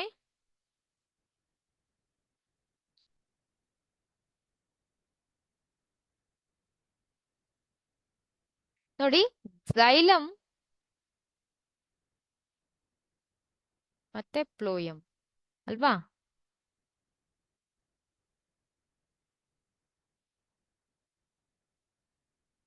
ಗ್ಸೈಲಂನಲ್ಲಿ ಅವುಗಳ ಕಾರ್ಯಗಳನ್ನ ಹೋಲಿಸಿ ಅಂತ ಇದೆ. ಗ್ಸೈಲಂ ನೀರು ಮತ್ತೆ ಲವಣಗಳ ಸಾಗಾಣಿಕೆ ಮಾಡತ್ತೆ. ಹಾಗೆ ಫ್ಲೋಯಂ ವಸ್ತುಗಳ ಅಂದ್ರೆ ಆಹಾರ ವಸ್ತುಗಳ ಸಾಗಾಣಿಕೆಯನ್ನ ನಡೆಸ್ಕೊಡತ್ತೆ. ಗ್ಸೈಲಂನಲ್ಲಿ ಸರಳ ಭೌತ ಬಲಗಳನ್ನ ಬಳಸಿಕೊಂಡು ನೀರಿನ ಸಾಗಾಣಿಕೆ ನಡೆಯುತ್ತೆ. ಸರಳ ಭೌತ ಬಲಗಳನ್ನ ಬಳಸಿಕೊಂಡು, ಉದಾಹರಣೆಗೆ ಆ ಒಂದು ಆಸ್ಮೋಸಿಸ್ ಇರಬಹುದು. ಈ ರೀತಿಯಾಗಿ ಕೆಲವೊಂದು ಸರಳ ಭೌತ ಬಲಗಳನ್ನ ಬಳಸಿಕೊಂಡು ಅಲ್ಲಿ ನೀರಿನ ಮತ್ತೆ ಲವಣದ ಸಾಗಾಣಿಕೆ ಆಗತ್ತೆ. ಆದ್ರೆ ಫ್ಲೋಯಂನಲ್ಲಿ ಎಟಿಪಿಯಿಂದ ಶಕ್ತಿಯನ್ನ ಪಡೆದುಕೊಂಡು ಅಲ್ಲಿ ಆಹಾರ ವಸ್ತುಗಳ ಸ್ಥಾನಾಂತರಣೆ ಆಗತ್ತೆ. ಹಾಗೆ ಇನ್ನೊಂದು, ಗ್ಸೈಲಂನಲ್ಲಿ ಕೇವಲ ಏಕಮುಖವಾಗಿ ನೀರು ಮತ್ತು ಲವಣಗಳ ಚಲನೆಯಾಗತ್ತೆ. ಏಕಮುಖ ಚಲನೆ. ಹಾಗೆ ಇಲ್ಲಿ ಮೇಲಕ್ಕೆ ಹಾಗೆ ಕೆಳಕ್ಕೆ ಎರಡೂ ದಿಕ್ಕುಗಳಲ್ಲೂ ಕೂಡ ಏನಾಗತ್ತೆ, ಅಲ್ಲಿ ಆಹಾರ ವಸ್ತುಗಳ ಸ್ಥಾನಾಂತರಣ ಆಗತ್ತೆ ಅಲ್ವಾ?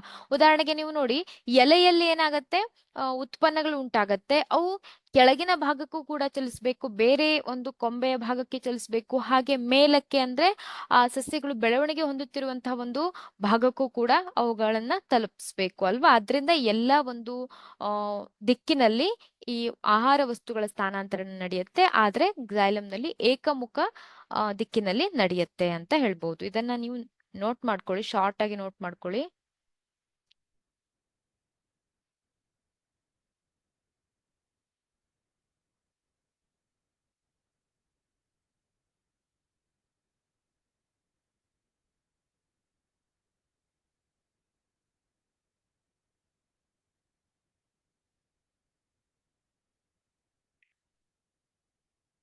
ಇಲ್ಲಿ 2ನೇ ಕ್ವಶನ್ ಇದೆ ನೋಡಿ, ಸಸ್ಯಗಳಲ್ಲಿ ಪತ್ರರಂಧ್ರಗಳ ಮೂಲಕ ಜರುಗುವ ಅನಿಲಗಳ ವಿನಿಮಯ ಪ್ರಕ್ರಿಯೆಯನ್ನ ವಿವರಿಸಿ ಅಂತ ಇದೆ. ಸಸ್ಯಗಳಲ್ಲಿ ಯಾವ ರೀತಿಯಾಗಿ ಪತ್ರರಂಧ್ರದ ಮೂಲಕ ಅನಿಲಗಳ ವಿನಿಮಯ ನಡೆಯುತ್ತೆ ಅಂತ. ಸಸ್ಯಗಳಲ್ಲಿ ಆ ಒಂದು ಪತ್ರರಂಧ್ರ ಏನ್ ಮಾಡುತ್ತೆ, ದ್ಯುತಿ ಸಂಶ್ಲೇಷಣೆ ಕ್ರಿಯೆ ನಡಿಬೇಕಾದ್ರೆ ಕಾರ್ಬನ್ ಡೈಆಕ್ಸೈಡ್ ಏನಾಗುತ್ತೆ, ಪತ್ರರಂಧ್ರದ ಮೂಲಕ ಒಳಕ್ಕೆ ಚಲಿಸುತ್ತೆ ಅಲ್ವಾ? ಹಾಗೆ ಆ ಒಂದು ದ್ಯುತಿ ಸಂಶ್ಲೇಷಣೆ ಕ್ರಿಯೆಯಲ್ಲಿ ಬಿಡುಗಡೆಯಾಗುವಂತ ಆಕ್ಸಿಜನ್ ಕೂಡ ಏನಾಗತ್ತೆ, ಪತ್ರರಂಧ್ರದ ಮೂಲಕ ಹೊರಕ್ಕೆ ಚಲಿಸುತ್ತೆ, ಅಂದ್ರೆ ಅನಿಲಗಳ ವಿನಿಮಯ ನಡೆಯುತ್ತೆ. ಹಾಗೆ ಸಸ್ಯಗಳ ಉಸಿರಾಟದ ಸಂದರ್ಭದಲ್ಲಿ ಆಕ್ಸಿಜನ್ ಒಳಕ್ಕೆ ಚಲಿಸುತ್ತೆ, ಹಾಗೆ ಬಿಡುಗಡೆಯಾದಂತ ಕಾರ್ಬನ್ ಡೈಆಕ್ಸೈಡ್ ಆ ಪತ್ರರಂಧ್ರದಿಂದ ಹೊರಕ್ಕೆ ಚಲಿಸುತ್ತೆ. ನೋಡಿ, ದ್ಯುತಿಸಂಶ್ಲೇಷಣೆಗಾಗಿ ಕಾರ್ಬನ್ ಡೈಆಕ್ಸೈಡ್ ನ ಅಗತ್ಯವಿಲ್ಲದಿದ್ದಾಗ ಸಸ್ಯವು ಈ ರಂಧ್ರಗಳನ್ನ ಮುಚ್ಚುತ್ತದೆ. ಅಂದ್ರೆ ಕಾರ್ಬನ್ ಡೈಆಕ್ಸೈಡ್ ಈಗ ಬೇಡ, ಸಾಕು ಅಂತ ಅಂದ್ರೆ ಏನಾಗತ್ತೆ, ಆ ಒಂದು ರಂಧ್ರಗಳು ಮುಚ್ಚಿಕೊಳ್ಳುತ್ತೆ. ಹಾಗೆ ಆ ಪತ್ರರಂಧ್ರದ ತೆರೆಯುವಿಕೆ ಮತ್ತೆ ಮುಚ್ಚುವಿಕೆ ಅನ್ನುವಂಥದ್ದು ಜೀವಕೋಶಗಳ ಕಾರ್ಯವಾಗಿದೆ. ಇಲ್ಲಿ 2 ಪ್ರಶ್ನೆಯನ್ನ ಕೇಳಿದ್ದಾರೆ. ಐ ಹೋಪ್ 2 ಪ್ರಶ್ನೆಯನ್ನ ನೀವು ನೋಟ್ ಮಾಡ್ಕೊಂಡಿದ್ದೀರಾ ಅಂತ ಅನ್ಕೊಳ್ತೇನೆ.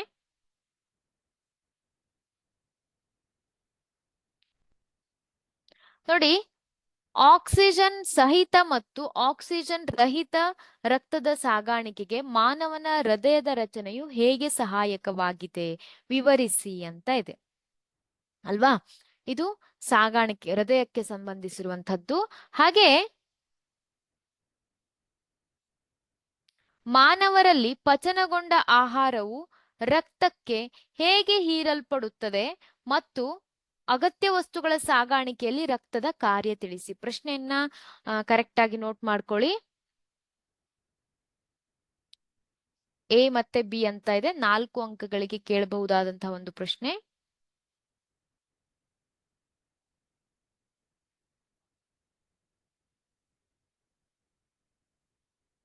ಪ್ರಶ್ನೆಯನ್ನ ನೋಟ್ ಮಾಡ್ಕೊಳ್ಳಿ. ಇದು ಕೇಳಿರುವಂತಹ ಒಂದು ಪ್ರಶ್ನೆ, ಅದಕ್ಕೆ ನಿಮ್ಗೆ 2 ನಿಮಿಷ ಟೈಮ್ ಕೊಡ್ತೇನೆ.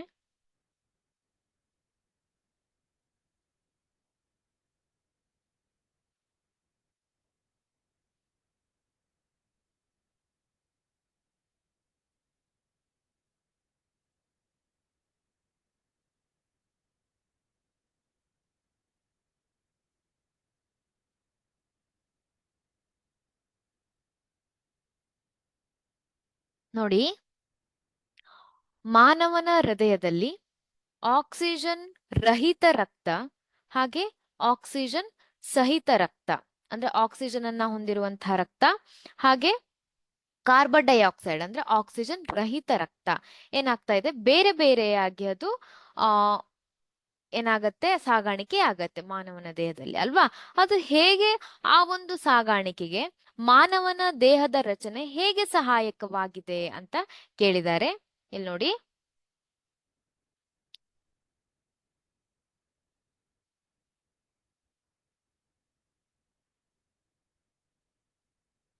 ಜಸ್ಟ್ ನಾನು ರಫ್ ಆಗಿ ಇಲ್ಲಿ ಬಿಡಿಸ್ತಾ ಇದ್ದೇನೆ.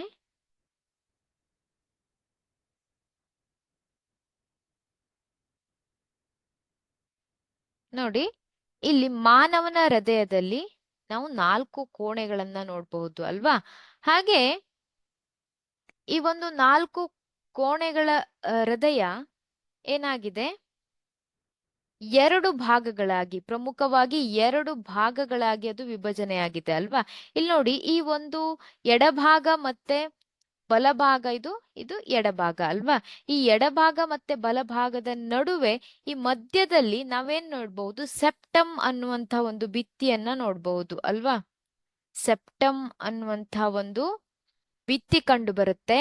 ಅಲ್ಲಿ ಈ ಸೆಪ್ಟಮ್ ಅನ್ನುವಂತಹ ಭಿತ್ತಿ ಏನ್ ಮಾಡುತ್ತೆ, ಎಡಭಾಗ ಮತ್ತೆ ಬಲಭಾಗದ ರಕ್ತ ಹೃದಯದಲ್ಲಿ ಮಿಶ್ರಣ ಹೊಂದೋದನ್ನ ತಡೆಯುತ್ತೆ. ಆದ್ರಿಂದ ಹೃದಯದಲ್ಲಿ ನೀವು ಈ ಎಡಭಾಗ ಹಾಗೆ ಬಲಭಾಗ, ಈ 2 ಭಾಗಗಳು ಏನಾಗಿದೆ, ಒಂದು ಭಿತ್ತಿಯಿಂದ ಅದು ಬೇರ್ಪಡಿಸಲ್ಪಟ್ಟಿದೆ, ಸೆಪ್ಟಮ್ ಅನ್ನುವಂತಹ ಭಿತ್ತಿಯಿಂದ ಬೇರ್ಪಡಿಸಲ್ಪಟ್ಟಿದೆ.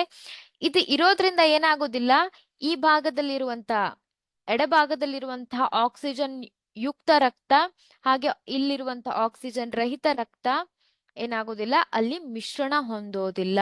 ಈ ರೀತಿಯಾಗಿ ಹೃದಯದ ರಚನೆಯು ಆಕ್ಸಿಜನ್ ಯುಕ್ತ ಮತ್ತೆ ಆಕ್ಸಿಜನ್ ರಿಕ್ತ ರಕ್ತವನ್ನ ಸಾಗಾಣಿಕೆ ಮಾಡ್ಲಿಕ್ಕೆ ಸಹಾಯಕವಾಗಿದೆ ಅಂತ ಹೇಳ್ಬೋದು. ಹಾಗೆ ಮಾನವರಲ್ಲಿ ಪಚನಗೊಂಡ ಆಹಾರವು ರಕ್ತಕ್ಕೆ ಹೀರಲ್ಪಡುತ್ತದೆ. ಹೇಗೆ ಹೀರಲ್ಪಡುತ್ತದೆ ಅಲ್ವಾ. ನಿಮ್ಗೆ ಗೊತ್ತಿದೆ, ಸಂಪೂರ್ಣವಾದಂತಹ ಒಂದು ಜೀರ್ಣಕ್ರಿಯೆ ನಡೆಯುವಂತಹ ಭಾಗ ಯಾವುದು, ಮಾನವನ ದೇಹದಲ್ಲಿ ಸಂಪೂರ್ಣವಾದಂತಹ ಜೀರ್ಣಕ್ರಿಯೆ ನಡೆಯುವಂತ ಭಾಗ ಯಾವುದು, ಸಣ್ಣ ಕರುಳು ಅಲ್ವಾ? ಈ ಸಣ್ಣ ಕರುಳಿನ ಗೋಡೆಗಳಲ್ಲಿ, ಆ ಒಂದು ಗೋಡೆ ಭಿತ್ತಿಯಲ್ಲಿ ಏನಿರುತ್ತೆ? ವಿಲ್ಲೈಗಳೆಂಬ ಬೆರಳಿನಾಕಾರದ ರಚನೆಗಳಿರುತ್ತೆ. ವಿಲ್ಲೈಗಳೆಂಬ ಬೆರಳಿನಾಕಾರದ ರಚನೆಗಳು ಕಂಡುಬರುತ್ತೆ. ಈ ವಿಲ್ಲೈಗಳು ಆ ಪಚನಗೊಂಡ ಆಹಾರವನ್ನ ಹೀರಿಕೊಳ್ಳಿಕ್ಕೆ ಸಹಾಯ ಮಾಡುತ್ತೆ. Very important, villi. ಈ ವಿಲ್ಲೈಗಳು ಪಚನಗೊಂಡ ಆಹಾರವನ್ನ ಹೀರಿಕೊಳ್ಳಿಕ್ಕೆ ಸಹಾಯ ಮಾಡುತ್ತೆ. ಹಾಗೆ ಇಲ್ಲಿ ನೋಡಿ, ಅಗತ್ಯ ವಸ್ತುಗಳ ಸಾಗಾಣಿಕೆಯಲ್ಲಿ ರಕ್ತದ ಕಾರ್ಯವನ್ನ ತಿಳಿಸಿ. ಅಗತ್ಯ ವಸ್ತುಗಳ ಕಾರ್ಯವನ್ನ ಅಗತ್ಯ ವಸ್ತುಗಳ ಸಾಗಾಣಿಕೆ ಮಾಡ್ಲಿಕ್ಕೆ ಯಾವ ರೀತಿಯಾಗಿ ರಕ್ತವು ಸಹಾಯ ಮಾಡುತ್ತೆ ಅನ್ನೋದನ್ನ ನೋಡ್ಬೇಕು. ನೋಡಿ, ಈ ಉತ್ತರವನ್ನು ಕೂಡ ನೀವು ನೋಟ್ ಮಾಡ್ಕೊಳ್ಬಹುದು. ಸಣ್ಣ ಕರುಳಿನಲ್ಲಿ ಯಾವ ರೀತಿಯಾದಂತಹ ರಚನೆಗಳಿದೆ? ವಿಲ್ಲೈಗಳೆಂಬ ರಚನೆಗಳಿದೆ. ಅವು ಆಹಾರವನ್ನ ಹೀರಿಕೊಳ್ಳಿಕ್ಕೆ ಪ್ರದೇಶವನ್ನ ಹೆಚ್ಚಿಸುತ್ತೆ, ಮತ್ತೆ ಹೀರಿಕೊಂಡ ಆಹಾರವನ್ನ ಜೀವಕೋಶಕ್ಕೆ, ಪ್ರತಿಯೊಂದು ಜೀವಕೋಶಕ್ಕೆ ತೆಗೆದುಕೊಂಡು ಹೋಗುತ್ತೆ ಅಲ್ವಾ? ನೋಡಿ, ಅಗತ್ಯ ವಸ್ತುಗಳ ಸಾಗಾಣಿಕೆಗೆ ರಕ್ತದ ಆ ಒಂದು ಪಾತ್ರ ಏನು ಅಲ್ವಾ? ರಕ್ತವು ಪ್ಲಾಸ್ಮಾ ಎಂಬ ದ್ರವ ಮಾಧ್ಯಮವನ್ನ ಹೊಂದಿದೆ. ಆ ಪ್ಲಾಸ್ಮಾದಲ್ಲಿ ಜೀವಕೋಶಗಳು ನಿಲಂಬಿತ ಸ್ಥಿತಿಯಲ್ಲಿರುತ್ತದೆ. ಪ್ಲಾಸ್ಮಾ ಇದೊಂದು ರಕ್ತ ಅಂತ ಅನ್ಕೊಂಡ್ರೆ, ಪ್ಲಾಸ್ಮಾದಲ್ಲಿ ಏನಿರುತ್ತೆ? ಜೀವಕೋಶಗಳು, ಬಿಳಿ ರಕ್ತ ಕಣಗಳು, ಕೆಂಪು ರಕ್ತ ಕಣಗಳು ಈ ಪ್ಲಾಸ್ಮಾದಲ್ಲಿ ಕಂಡು ಬರುತ್ತೆ. ಹಾಗೆ ಆಹಾರ, ಕಾರ್ಬನ್ ಡೈಆಕ್ಸೈಡ್ ಮತ್ತೆ ನೈಟ್ರೋಜನ್ ತ್ಯಾಜ್ಯಗಳನ್ನ ಕರಗಿದ ರೂಪದಲ್ಲಿ ಪ್ಲಾಸ್ಮಾ ಸಾಗಿಸುತ್ತದೆ. ಕೆಲವೊಂದು ಆಹಾರ ವಸ್ತುಗಳನ್ನ ಅಂದ್ರೆ ಪೋಷಕಾಂಶಗಳನ್ನ ಪ್ಲಾಸ್ಮಾ ಅನ್ನುವಂಥದ್ದು ಕರಗಿದ ರೂಪದಲ್ಲಿ ಸಾಗಿಸಲ್ಪಡುತ್ತದೆ. ಹಾಗೆ ಆಕ್ಸಿಜನ್ ಕೆಂಪು ರಕ್ತ ಕಣಗಳಿಂದ ಸಾಗಿಸಲ್ಪಡುತ್ತೆ. ಆಕ್ಸಿಜನ್ ಅನ್ನ ಸಾಗಿಸುವಂತದ್ದು ಕೆಂಪು ರಕ್ತ ಕಣ, ರಕ್ತದಲ್ಲಿರುವಂತಹ ಕೆಂಪು ರಕ್ತ ಕಣ. ಹಾಗೆ ಅಗತ್ಯ ವಸ್ತುಗಳಾದ ಆಹಾರವನ್ನ ಅದು ಸಾಗಿಸಲ್ಪಡುವುದು ಯಾವುದರಿಂದ? ಅದು ಪ್ಲಾಸ್ಮಾದಿಂದ. ಹಾಗೆ ಲವಣಗಳಂತ ಇತರ ವಸ್ತುಗಳು ಕೂಡ ರಕ್ತದಿಂದ ಸಾಗಿಸಲ್ಪಡುತ್ತದೆ. ನಾವು ರಕ್ತವನ್ನ ಏನು ವೆರಿ ಇಂಪಾರ್ಟೆಂಟ್ ಸ್ಟ್ರಕ್ಚರ್ ಅಂತ ಹೇಳ್ಬಹುದು. ಯಾಕೆ ಅಂದ್ರೆ ನಮ್ಮ ದೇಹದಲ್ಲಿ ಸಾಗಾಣಿಕೆಗೆ ಸಹಾಯ ಮಾಡುವಂತಹ ಒಂದು ರಚನೆ ಅಲ್ವಾ ರಕ್ತ ಅನ್ನುವಂಥದ್ದು. ಹಾಗಾದ್ರೆ ಅಗತ್ಯ ವಸ್ತುಗಳ ಸಾಗಾಣಿಕೆಯಲ್ಲಿ ರಕ್ತದ ಪಾತ್ರ ವಿವರಿಸಿ ಅಂತ ಕೇಳಿದಾಗ ಪ್ರಶ್ನೆ ಅದೇ ರೀತಿಯಾಗಿದೆ ಅಲ್ವಾ? ನೀವು ಪ್ಲಾಸ್ಮಾ ಯಾವ ರೀತಿಯಾಗಿ ಅಗತ್ಯ ವಸ್ತುಗಳನ್ನ, ಉದಾಹರಣೆಗೆ ಆಹಾರವನ್ನ, ಹಾಗೆ ಆಕ್ಸಿಜನ್ ಅನ್ನ ಯಾವ ಒಂದು ರಕ್ತದ ಭಾಗ ಅಲ್ಲಿ ಸಾಗಿಸ್ಲಿಕ್ಕೆ ಸಹಾಯ ಮಾಡುತ್ತೆ ಅನ್ನೋದನ್ನ ನೀವು ಮೆನ್ಷನ್ ಮಾಡ್ಬೇಕಾಗತ್ತೆ.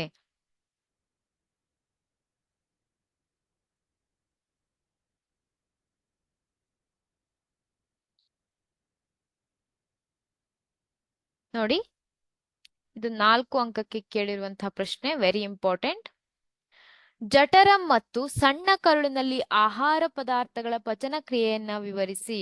ಇಲ್ಲಿ ಸಣ್ಣ ಕರುಳಿನಲ್ಲಿ ಯಾವ ರೀತಿಯಾಗಿ ಜೀರ್ಣಕ್ರಿಯೆ ಅಥವಾ ಪಚನ ಕ್ರಿಯೆ ನಡೆಯುತ್ತೆ ಅನ್ನೋದನ್ನ ನಾವು ಆಲ್ರೆಡಿ ತಿಳ್ಕೊಂಡಿದ್ವಿ ಅಲ್ವಾ? ಹಾಗೆ ಈಗ ಜಠರದಲ್ಲಿ ಯಾವ ರೀತಿಯಾಗಿ ಒಂದು ಜೀರ್ಣಕ್ರಿಯೆ ನಡೆಯುತ್ತೆ ಅನ್ನೋದನ್ನ ನಾವು ತಿಳ್ಕೊಳ್ಬೇಕು. ಬಾಯಿ, ಜಠರ, ಸಣ್ಣ ಕರುಳು, ಇದು ಮಾನವನ ಪೋಷಣೆಯಲ್ಲಿ ವೆರಿ ಇಂಪಾರ್ಟೆಂಟ್ ಆಗಿ ನಿಮ್ಗೆ ಕೇಳಬಹುದಾದಂತಹ ಒಂದು ಪ್ರಶ್ನೆಗಳು. ನೋಡಿ, ಮೊದಲನೇದಾಗಿ ಜಠರದಲ್ಲಿ ಬಾಯಿಯಿಂದ ಬಂದಂತಹ ಒಂದು ಆಹಾರ ಪದಾರ್ಥ ಈ ಒಂದು ಅನ್ನನಾಳದಲ್ಲಿ ಪ್ರವೇಶಿಸಿ ನಂತರ ಜಠರವನ್ನ ಅದು ಪ್ರವೇಶಿಸುತ್ತೆ ಅಲ್ವಾ? ಜಠರದಲ್ಲಿ ಮುಂದಿನ ಹಂತದ ಒಂದು ಜೀರ್ಣಕ್ರಿಯೆ ನಡೆಯುತ್ತೆ, ಆದ್ರೆ ಸಂಪೂರ್ಣವಾದ ಜೀರ್ಣಕ್ರಿಯೆ ನಡೆಯೋದಿಲ್ಲ. ಸಂಪೂರ್ಣವಾದಂತಹ ಜೀರ್ಣಕ್ರಿಯೆ ನಡೆಯೋದಲ್ಲಿ ಅದು ಸಣ್ಣ ಕರುಳಿನಲ್ಲಿ.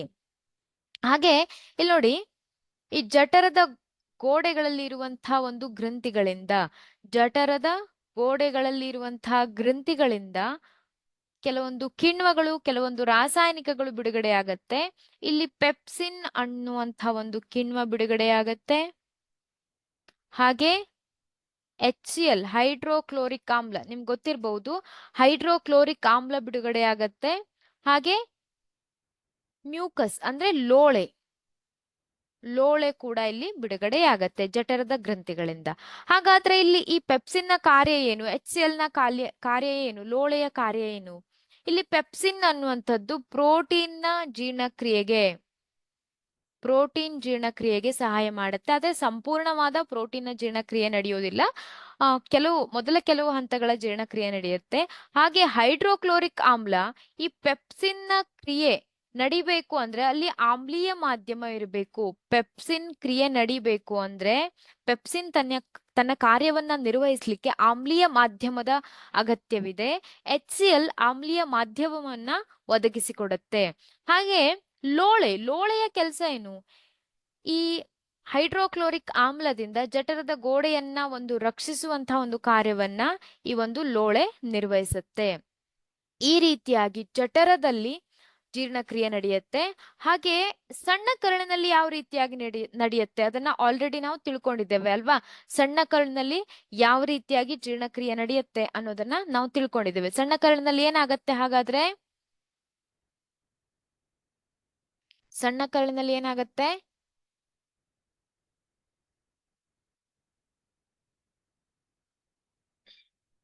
ಯಾವ ರೀತಿಯಾಗಿ ಜೀರ್ಣಕ್ರಿಯೆ ನಡೆಯುತ್ತೆ ನಿಮ್ಗೆ ಗೊತ್ತಿದೆ ಅಲ್ವಾ?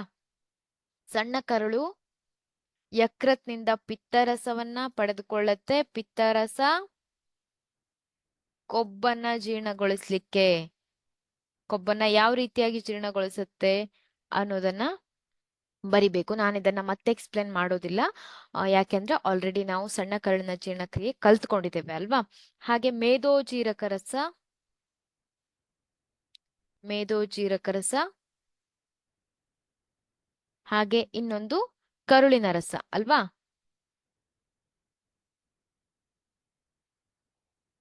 ಕರುಳಿನ ರಸ. ಈ ರೀತಿಯಾಗಿ ಈ 3 ಹಂತಗಳಲ್ಲಿ ಜೀರ್ಣಕ್ರಿಯೆ ಆಗೋದನ್ನ ನೀವು ವಿವರಿಸಬೇಕು.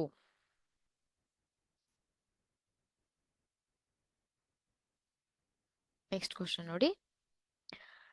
ಸಸ್ಯಗಳಲ್ಲಿ ವಸ್ತುಗಳ ಸಾಗಾಣಿಕೆಯಲ್ಲಿ ಕ್ಸೈಲಂ ಮತ್ತು ಫ್ಲೋಯಂ ಅಂಗಾಂಶಗಳ ಪಾತ್ರವನ್ನ ವಿವರಿಸಿ. ಇದನ್ನ ಕೂಡ 3 ಅಂಕಕ್ಕೆ ಅಥವಾ 4 ಅಂಕಗಳಿಗೆ ಕೇಳಬಹುದಾದಂತಹ ಒಂದು ಪ್ರಶ್ನೆ. ಕ್ಸೈಲಂ ಯಾವ ರೀತಿಯಾಗಿ ಕಾರ್ಯವನ್ನ ನಿರ್ವಹಿಸುತ್ತೆ, ಫ್ಲೋಯಂ ಯಾವ ರೀತಿಯಾಗಿ ಕಾರ್ಯವನ್ನ ನಿರ್ವಹಿಸುತ್ತೆ? ನಿಮ್ಗೆ ಈ ಒಂದು ಟಾಪಿಕ್ ಮೇಲೆ ತುಂಬಾ ಕ್ವಶನ್ ಅನ್ನ ಕೇಳ್ತಾರೆ. ಕ್ಸೈಲಂ ಮತ್ತೆ ಫ್ಲೋಯಂ ಇರಬಹುದು. ಹಾಗೆ ಜೀರ್ಣಕ್ರಿಯೆ ಅಲ್ವಾ, ಅದನ್ನ ರಿಪೀಟೆಡ್ ಆಗಿ ಕೇಳ್ತಾರೆ. ಕ್ಸೈಲಂ ನೀರನ್ನ ಸಾಗಿಸ್ಲಿಕ್ಕೆ ಇರುವಂತಹ ಒಂದು ಅಂಗಾಂಶ, ನೀರು ಮತ್ತೆ ಲವಣಗಳನ್ನ ಸಾಗಿಸಲು ಇರುವಂತಹ ಒಂದು ಅಂಗಾಂಶ ಅಲ್ವಾ?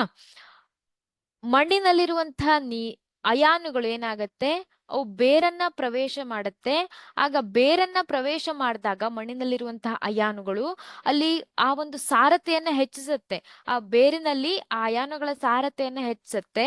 ಆ ಅಯಾನುಗಳ ಸಾರತೆಯನ್ನ ಕಡಿಮೆ ಮಾಡ್ಲಿಕ್ಕೋಸ್ಕರ ಏನಾಗತ್ತೆ, ಆ ಮಣ್ಣಿನಲ್ಲಿರುವಂತಹ ನೀರು, ಖನಿಜ ಲವಣಗಳು ಆ ಒಂದು ಬೇರನ್ನ ಪ್ರವೇಶ ಮಾಡುತ್ತೆ. ನೀರು ಮತ್ತೆ ಖನಿಜ ಲವಣಗಳು ಪ್ರವೇಶಿಸಿದ ನಂತರ ಅದೇನಾಗತ್ತೆ, ಅದು ಒಂದು ಬೇರೆ ಒಂದು ಭಾಗಗಳಿಗೆ ಅಂದ್ರೆ ಎಲೆಗಳಲ್ಲಿ ದ್ಯುತಿ ಸಂಶ್ಲೇಷಣೆ ಕ್ರಿಯೆ ನಡೆಯುತ್ತೆ. ಆ ಒಂದು ದ್ಯುತಿ ಸಂಶ್ಲೇಷಣೆ ಕ್ರಿಯೆಗೆ ಈ ಒಂದು ಲವಣಗಳು ಮತ್ತೆ ನೀರಿನ ಅಗತ್ಯ ಇದೆ. ಆ ಒಂದು ಲವಣಗಳು ಎಲೆಗಳಿಗೆ ಚಲಿಸುತ್ತೆ. ಹಾಗೆ ಫ್ಲೋಯಂ ಯಾವ ರೀತಿಯಾಗಿ ವಸ್ತುಗಳ ಸಾಗಾಣಿಕೆಯನ್ನ ಮಾಡುತ್ತೆ ಅನ್ನೋದನ್ನ ನೋಡ್ಬೇಕು. ನೋಡಿ, ಇದು ಕ್ಸೈಲಂ ಯಾವ ರೀತಿಯಾಗಿ ಕಾರ್ಯನಿರ್ವಹಿಸುತ್ತೆ ಅಂತ. ಬೇರುಗಳಲ್ಲಿ ಮಣ್ಣಿನ ಸಂಪರ್ಕದಲ್ಲಿರುವಂತಹ ಜೀವಕೋಶಗಳು ಸಕ್ರಿಯವಾಗಿ ಅಯಾನುಗಳನ್ನ ಹೀರಿಕೊಳ್ಳುತ್ತೆ. ಇದು ಬೇರು ಮತ್ತು ಮಣ್ಣಿನ ನಡುವೆ ಅಯಾನುಗಳ ಸಾರತೆಯ ವ್ಯತ್ಯಾಸವನ್ನು ಉಂಟು ಮಾಡುತ್ತದೆ. ನಿಮ್ಗೆ ಗೊತ್ತಿಲ್ಲ ಅಂದ್ರೆ ನೋಟ್ ಮಾಡ್ಕೊಳ್ಳಿ, ಪಾಯಿಂಟ್ ವೈಸ್ ಇದೆ. ನೀವು ಪಾಯಿಂಟ್ ವೈಸ್ ಆನ್ಸರ್ ಬರೆದ್ರೆ ನಿಮ್ಗೂ ಕೂಡ ಎಕ್ಸಾಮ್ ಅಲ್ಲಿ ಹೆಲ್ಪ್ ಆಗತ್ತೆ. ಈ ವ್ಯತ್ಯಾಸವನ್ನ ನಿವಾರಿಸಲು ಮಣ್ಣಿನಿಂದ ಬೇರುಗಳಿಗೆ ನೀರು ಚಲಿಸುತ್ತದೆ. ಇದು ಮೊದಲನೇ ವಿಧ. ಹಾಗೆ ಅಲ್ಲಿ ಬೇರುಗಳ ಕ್ಸೈಲಂನೊಳಕ್ಕೆ ಆ ಬೇರಿನಲ್ಲಿರುವಂತಹ ಕ್ಸೈಲಂನಿಂದ ಏನಾಗತ್ತೆ, ಕಾಂಡಕ್ಕೆ ಚಲಿಸುತ್ತೆ. ಕಾಂಡದಿಂದ ನಂತರ ಎಲೆಗೆ ಚಲಿಸುತ್ತೆ. ಹಾಗೆ ಇದು ಒಂದು ರೀತಿಯಾದಂತಹ ಒಂದು ಕ್ಸೈಲಂನ ಕಾರ್ಯ. ಇನ್ನೊಂದು ರೀತಿ ಯಾವ ರೀತಿಯಾಗಿರತ್ತೆ ಅಂದ್ರೆ, ಸಸ್ಯದ ಎಲೆಗಳ ಮೂಲಕ ಏನಾಗತ್ತೆ, ಬಾಷ್ಪ ವಿಸರ್ಜನೆ ಆಗತ್ತೆ.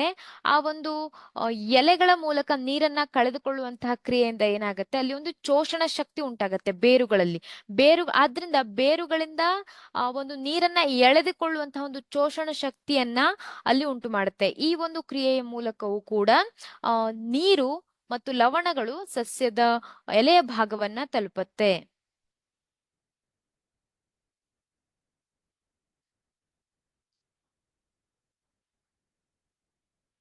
ನೆಕ್ಸ್ಟ್ ಕ್ವಶನ್ ನೋಡಿ. ಫ್ಲೋಯಂ ಯಾವ ರೀತಿಯಾಗಿ ಕಾರ್ಯವನ್ನ ನಿರ್ವಹಿಸುತ್ತೆ? ಫ್ಲೋಯಂನಲ್ಲಿ ATP ಯನ್ನ ಬಳಸಿಕೊಂಡು ಸುಕ್ರೋಸ್ನಂತ ವಸ್ತುವನ್ನ ಏನ್ ಮಾಡುತ್ತೆ, ಅಂಗಾಂಶಕ್ಕೆ ಆ ಫ್ಲೋಯಂ ಅಂಗಾಂಶಕ್ಕೆ ವರ್ಗಾವಣೆ ಮಾಡಲಾಗತ್ತೆ. ನಂತರ ಅಂಗಾಂಶದ ಅಭಿಸರಣ ಒತ್ತಡವನ್ನ ಹೆಚ್ಚಿಸ್ಲಿಕ್ಕೆ ನೀರು ಅದರೊಳಗೆ ಪ್ರವೇಶ ಮಾಡುತ್ತೆ, ಅಭಿಸರಣ ಒತ್ತಡವನ್ನ ಹೆಚ್ಚಿಸುತ್ತೆ. ಆದ್ರಿಂದ ಹೆಚ್ಚಿನ ಒತ್ತಡದ ಕಡೆಗಿಂದ ಕಡಿಮೆ ಒತ್ತಡದ ಕಡೆಗೆ ಆ ಒಂದು ಅಂಶ ಅಂದ್ರೆ ಆ ಸಸ್ಯಗಳು ಉತ್ಪಾದನೆ ಮಾಡಿರುವಂತಹ ಒಂದು ಅಂಶಗಳು ಬೇರೆ ಬೇರೆ ಭಾಗಕ್ಕೆ ಚಲಿಸುವಂತೆ ಅದು ಸಹಾಯ ಮಾಡುತ್ತೆ. ಅಂದ್ರೆ ಹೆಚ್ಚಿನ ಒತ್ತಡ ಕಡೆಯಿಂದ ಕಡಿಮೆ ಒತ್ತಡದ ಕಡೆಗೆ. ಪ್ರಶ್ನೆಯನ್ನ ನೀವು ನೋಟ್ ಮಾಡ್ಕೊಂಡಿದ್ದೀರಾ ಅಂತ ಅನ್ಕೊಳ್ತೇನೆ.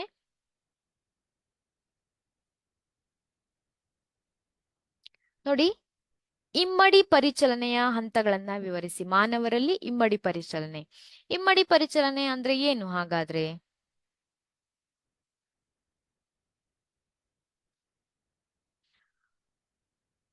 ಹೃದಯದಲ್ಲಿ ರಕ್ತದ ಒಂದು ಸೈಕಲ್ ಕಂಪ್ಲೀಟ್ ಆಗ್ಬೇಕು ಅಂದ್ರೆ ಅಲ್ಲಿ ಏನಾಗತ್ತೆ, ಹೃದಯದಿಂದ ರಕ್ತವು 2 ಬಾರಿ ಚಲಿಸುತ್ತೆ. ಒಂದು ಸೈಕಲ್ ಕಂಪ್ಲೀಟ್ ಆಗ್ಬೇಕು ಅಂದ್ರೆ ಅಲ್ಲಿ ಹೃದಯದಲ್ಲಿ ರಕ್ತವು 2 ಬಾರಿ ಹೃದಯವನ್ನ ಪ್ರವೇಶಿಸುತ್ತೆ. ಇದನ್ನ ಇಮ್ಮಡಿ ಪರಿಚಲನೆ ಅಂತ ಹೇಳ್ತೇವೆ. ಯಾವ ರೀತಿಯಾಗಿ ರಕ್ತ ಹೃದಯವನ್ನ ಪ್ರವೇಶಿಸುತ್ತೆ, ಯಾವ ರೀತಿಯಾಗಿ ಹೃದಯದಿಂದ ಹೊರಕ್ಕೆ ಹೋಗುತ್ತೆ ಅನ್ನೋದನ್ನ ಎಕ್ಸ್ಪ್ಲೇನ್ ಮಾಡ್ಬೇಕು.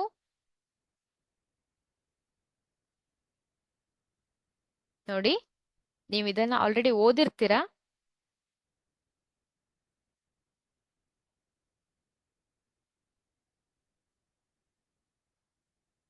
ರಕ್ತವನ್ನ ಪಡೆದಾಗ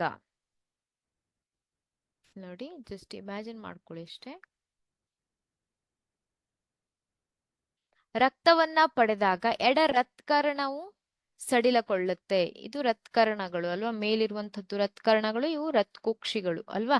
ರತ್ಕರ್ಣಗಳು ಆ ಒಂದು ರಕ್ತವನ್ನ, ಆಕ್ಸಿಜನ್ ಯುಕ್ತ ರಕ್ತವನ್ನ ಪಡೆದುಕೊಳ್ಳುತ್ತೆ. ನಂತರ ಸಂಕುಚನೆ ಹೊಂದೋದ್ರ ಮೂಲಕ ಆ ಒಂದು ರಕ್ತವನ್ನ ಈ ಭಾಗಕ್ಕೆ, ಕೆಳಗಿನ ಭಾಗಕ್ಕೆ ರತ್ಕುಕ್ಷಿಗೆ ತಲುಪಿಸುತ್ತೆ.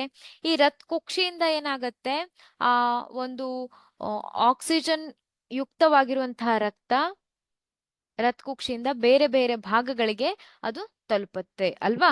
ನಂತರ ಬಲರತ್ಕರಣವು ಆಕ್ಸಿಜನ್ ರಹಿತ ರಕ್ತವನ್ನ ಅದು ಸ್ವೀಕರಿಸುತ್ತೆ.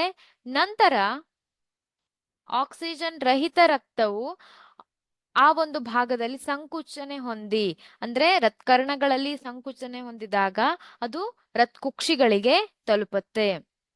ರತ್ಕುಕ್ಷಿಗಳಿಂದ ಅವು ಬೇರೆ ಭಾಗಕ್ಕೆ ಏನಾಗತ್ತೆ, ಅದನ್ನ ಸಾಗಾಣಿಕೆ ಮಾಡ್ಲಾಗತ್ತೆ. ಈ ರೀತಿಯಾಗಿ ಏನಾಗ್ತಾ ಇದೆ, ಸಾರಿ, ಈ ಒಂದು ಹೃದಯದಲ್ಲಿ ರಕ್ತ ಸಾಗಾಣಿಕೆಯಲ್ಲಿ 2 ಬಾರಿ, ಒಂದು ಸಲ ಏನು ಆಕ್ಸಿಜನ್ ಯುಕ್ತ ರಕ್ತ, ಒಂದ್ಸಲ ಆಕ್ಸಿಜನ್ ರಹಿತ ರಕ್ತ ಹೃದಯದಲ್ಲಿ ಏನಾಗ್ತಾ ಇದೆ, ಅವು ಪರಿಚಲನೆ ಆಗ್ತಾ ಇದೆ. ಆದ್ರಿಂದ ಇದನ್ನ ಇಮ್ಮಡಿ ಪರಿಚಲನೆ ಅಂತ ಕರೀತಾರೆ. ತುಂಬಾ ಡೀಟೇಲ್ ಆಗಿ ನೀವು ಬರಿಬೇಕಾಗತ್ತೆ. ಯಾವ ಕೋಣೆಗೆ ಆಕ್ಸಿಜನ್ ಯುಕ್ತ ರಕ್ತ ಇರುತ್ತೆ, ಆಕ್ಸಿಜನ್ ರಹಿತ ರಕ್ತ ಎಲ್ಲಿ ಸ್ವೀಕರಣೆ ಆಗತ್ತೆ ಅನ್ನೋದನ್ನ ನೀವು ಇನ್ ಡೀಟೇಲ್ ಆಗಿ ಸರಿಯಾಗಿ ಬರಿಬೇಕಾಗತ್ತೆ.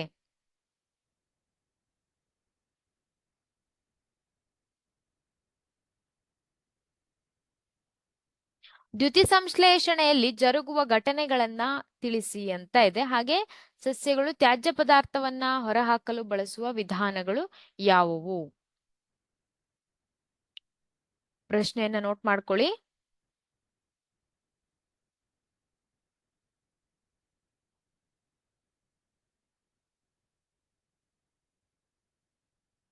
ಇದು ಕೂಡ ರಿಪೀಟೆಡ್ ಆಗಿ ಕೇಳಿರುವಂತಹ ಒಂದು ಪ್ರಶ್ನೆ.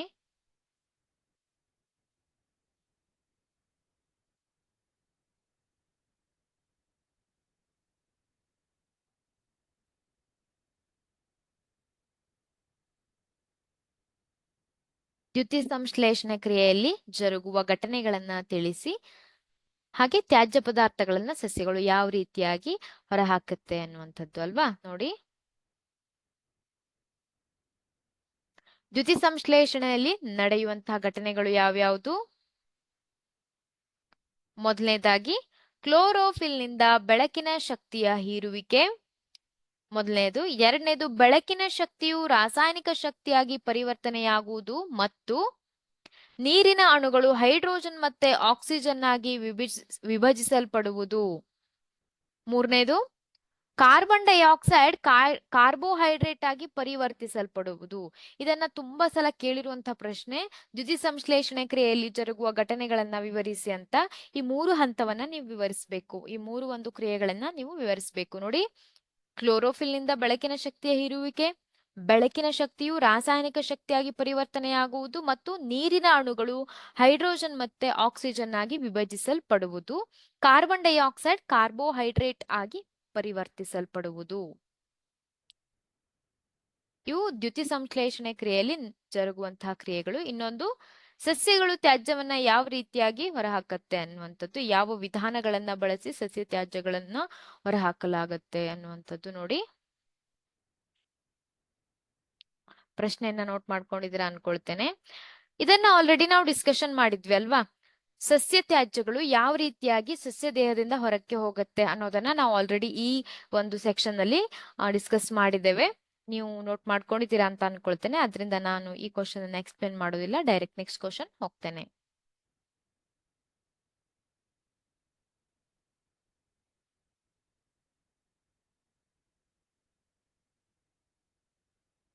ನೋಡಿ, ಕೋಶೀಯ ಉಸಿರಾಟದ ಮೊದಲ ಹಂತದಲ್ಲಿ ಗ್ಲುಕೋಸ್ ಅಣು ಕೋಶ ದ್ರವ್ಯದಲ್ಲಿ ಯಾವ ಅಣುವಾಗಿ ವಿಭಜಿಸಲ್ಪಡುತ್ತದೆ? ಉಸಿರಾಟದ ವಿಧಗಳನ್ನ ತಿಳಿಸಿ, ಅವುಗಳ ನಡುವೆ ಇರುವ ಯಾವುದಾದರೂ ಎರಡು ವ್ಯತ್ಯಾಸಗಳನ್ನ ಬರೆಯಿರಿ. ಇದು 4 ಅಂಕಕ್ಕೆ ಕೇಳಿರುವಂತಹ ಒಂದು ಪ್ರಶ್ನೆ. ಪ್ರೀವಿಯಸ್ ಇಯರ್ ಕ್ವಶನ್ ಪೇಪರ್ ಅನ್ನೆಲ್ಲ ನೋಡಿದಾಗ ನಿಮ್ಗೆ ಗೊತ್ತಾಗತ್ತೆ ಅಲ್ವಾ? ಕೋಶೀಯ ಉಸಿರಾಟದ ಮೊದಲ ಹಂತದಲ್ಲಿ, ಉಸಿರಾಟದಲ್ಲಿ ಮೊದಲನೇದಾಗಿ ಏನಾಗತ್ತೆ? ಗ್ಲುಕೋಸ್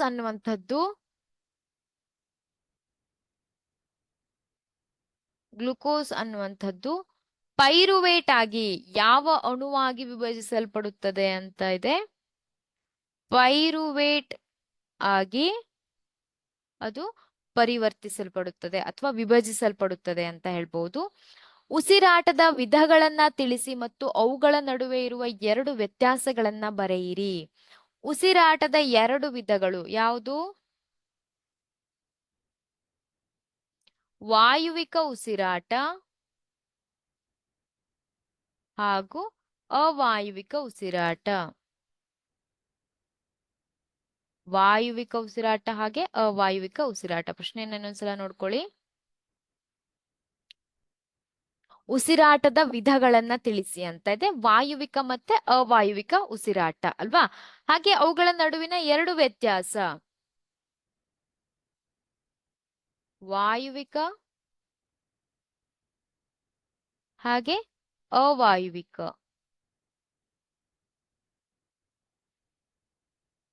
ಇವುಗಳ ನಡುವಿನ ವ್ಯತ್ಯಾಸ, ವಾಯುವಿಕ ಉಸಿರಾಟ ಅನ್ನುವಂಥದ್ದು ಆಕ್ಸಿಜನ್ನ, ಶಾರ್ಟ್ ಆಗಿ ಬರಿತೇನೆ, ಆಕ್ಸಿಜನ್ನ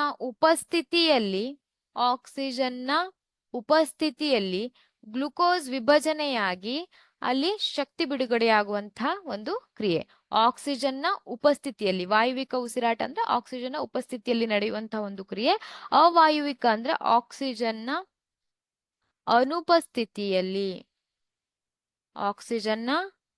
ಅನುಪಸ್ಥಿತಿಯಲ್ಲಿ ನಡೆಯುವಂತಹ ಒಂದು ಕ್ರಿಯೆ.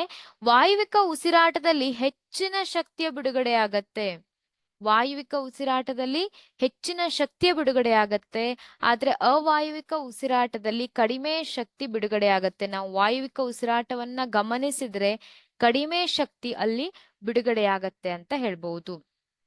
ಈ ರೀತಿಯಾಗಿ ನೀವು ವ್ಯತ್ಯಾಸವನ್ನ ಬರಿಬೇಕಾಗತ್ತೆ. ವಾಯುವಿಕ ಉಸಿರಾಟ ಮತ್ತೆ ಅವಾಯುವಿಕ ಉಸಿರಾಟ ಅಂದ್ರೆ ಏನು, ಅದು ಎಲ್ಲಿ ವಾಯುವಿಕ ಉಸಿರಾಟ ಹೆಚ್ಚಿನ ಶಕ್ತಿಯನ್ನ ಬಿಡುಗಡೆ ಮಾಡುತ್ತೆ, ಅವಾಯುವಿಕ ಉಸಿರಾಟ ಕಡಿಮೆ ಶಕ್ತಿಯನ್ನ ಬಿಡುಗಡೆ ಮಾಡುತ್ತೆ ಅನ್ನೋದನ್ನ ಬರೀರಿ.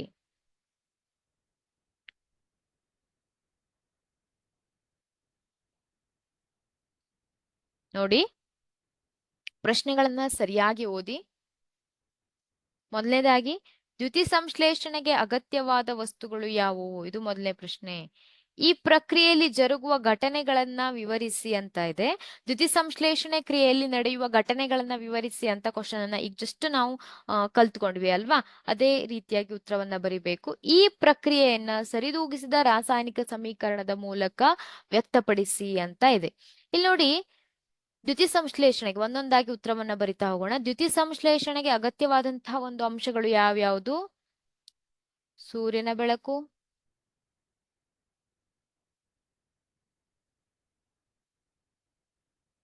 ಸೂರ್ಯನ ಬೆಳಕು ಬೇಕು. ಹಾಗೆ ಕ್ಲೋರೋಫಿಲ್ ಅನ್ನುವಂಥ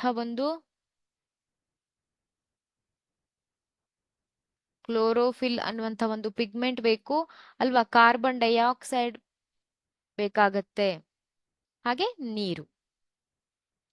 ಇವು ದ್ಯುತಿ ಸಂಶ್ಲೇಷಣೆಗೆ ಅತ್ಯಂತ ಅಗತ್ಯವಾಗಿರುವಂತಹ ಒಂದು ಅಂಶಗಳು. ಖನಿಜ ಮತ್ತೆ ಲವಣಗಳು, ನೀರು, ಖನಿಜ, ಲವಣಗಳು ಅಂತ ಹೇಳ್ಬಹುದು. ಸೂರ್ಯನ ಬೆಳಕಿರಬಹುದು, ಕ್ಲೋರೋಫಿಲ್, ಕಾರ್ಬನ್ ಡೈಆಕ್ಸೈಡ್ ಮತ್ತೆ ನೀರು. ಈ ಪ್ರಕ್ರಿಯೆಯಲ್ಲಿ ಜರುಗುವ ಘಟನೆಗಳನ್ನ ತಿಳಿಸಿ ಅಂತ ಇದೆ. ಈ ಒಂದು ಪ್ರಕ್ರಿಯೆಯಲ್ಲಿ ಯಾವ ರೀತಿಯಾದಂತಹ ಘಟನೆಗಳು ನಡೆಯುತ್ತೆ ಅನ್ನೋದನ್ನ ನಾವು ಲಾಸ್ಟ್ ಸ್ಲೈಡ್ ಅಲ್ಲಿ ನೋಡಿದ್ವಿ, ಆದ್ರಿಂದ ಅದನ್ನ ನಾನು ಎಕ್ಸ್ಪ್ಲೇನ್ ಮಾಡೋದಿಲ್ಲ. ಈ ಪ್ರಕ್ರಿಯೆ ಸರಿದೂಗಿಸಿದ ರಾಸಾಯನಿಕ ಸಮೀಕರಣದ ಮೂಲಕ ವಿವರಿಸಿ ಅಂತ ಇದೆ. ಈ ದ್ಯುತಿ ಸಂಶ್ಲೇಷಣೆ ಕ್ರಿಯೆಯ ಸರಿದೂಗಿಸಿದ ರಾಸಾಯನಿಕ ಸಮೀಕರಣ ನಿಮ್ಗೆ ಗೊತ್ತಿದೆ. ರಾಸಾಯನಿಕ ಸಮೀಕರಣವನ್ನ ಯಾವ ರೀತಿಯಾಗಿ ಸರಿದೂಗಿಸ್ಬೇಕು ಅನ್ನೋದು ನಿಮ್ಗೆ ಗೊತ್ತಿದೆ ಅಲ್ವಾ? ನೀವು ಬರೀಲಿಕ್ಕೆ ಟ್ರೈ ಮಾಡ್ತೀರಾ? ಸರಿದೂಗಿಸಿದ ರಾಸಾಯನಿಕ ಸಮೀಕರಣ ನೋಡಿ, carbon dioxide CO2 plus H2O, ಸೂರ್ಯನ ಬೆಳಕು ಹಾಗೆ ಕ್ಲೋರೋಫಿಲ್ ಅಲ್ವಾ? ಕ್ಲೋರೋಫಿಲ್ ಅಂತ ಅನ್ನುವಂಥ ಒಂದು ಅಂಶ ಇರುತ್ತೆ, ಪತ್ರಹರಿತ್ತು ಅಂತ ಕರೀತಾರೆ ಅಲ್ವಾ?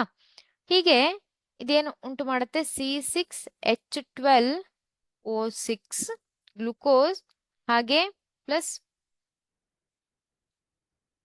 ಆಕ್ಸಿಜನ್ ಪ್ಲಸ್ H2O ಅಲ್ವಾ? ಇಲ್ಲಿ ಕೇಳಿರುವಂತದ್ದೇನು? ಸರಿದೂಗಿಸಿದ ರಾಸಾಯನಿಕ ಸಮೀಕರಣ ಅಂತ ಕೇಳಿದ್ದಾರೆ. ಇಲ್ಲಿ ನೋಡಿ, ಇಲ್ಲಿ ಕಾರ್ಬನ್ 6 ಅಣುಗಳನ್ನ ಹೊಂದಿದೆ ಉತ್ಪನ್ನದಲ್ಲಿ, ಇಲ್ಲೂ ಕೂಡ 6 ಅಣುಗಳಿರ್ಬೇಕು ಅಲ್ವಾ? ಇಲ್ಲಿ ಕೇವಲ ಒಂದೇ ಇದೆ, ಅದರಿಂದ ನಾನು 6CO2 ಅಂತ ಹಾಕ್ತಾ ಇದ್ದೇನೆ. ನೋಡಿ, ಆಕ್ಸಿಜನ್ ಎಷ್ಟಾಯ್ತು? 12, ಇಲ್ಲಿ ಒಂದೇ ಇದೆ ಅಲ್ವಾ? 13 ಆಕ್ಸಿಜನ್ ಅಣುಗಳು. ಇಲ್ಲಿ ಎಷ್ಟಿದೆ? ಇಲ್ಲಿ 6 ಹಾಗೆ 8 ಮತ್ತೆ 9 ಆಕ್ಸಿಜನ್ ಅಣುಗಳಿದೆ ಅಲ್ವಾ? ಹಾಗೆ ನೋಡಿ, ಹೈಡ್ರೋಜನ್ ಅನ್ನ ನೀವು ಬ್ಯಾಲೆನ್ಸ್ ಮಾಡಬೇಕು. ಇಲ್ಲಿ 12 ಇದೆ ಅಲ್ವಾ? ಇಲ್ಲಿ ನಾನು 6 ಹಾಕ್ತೇನೆ, ಇಲ್ಲಿ 12 ಹೈಡ್ರೋಜನ್ ಅಣುಗಳಾಯ್ತು. ನಂತರ ನೋಡಿ, ಉಳಿದಿದ್ದನ್ನ ಯಾವ ರೀತಿಯಾಗಿ ಬ್ಯಾಲೆನ್ಸ್ ಮಾಡಬೇಕು ಅಂತ.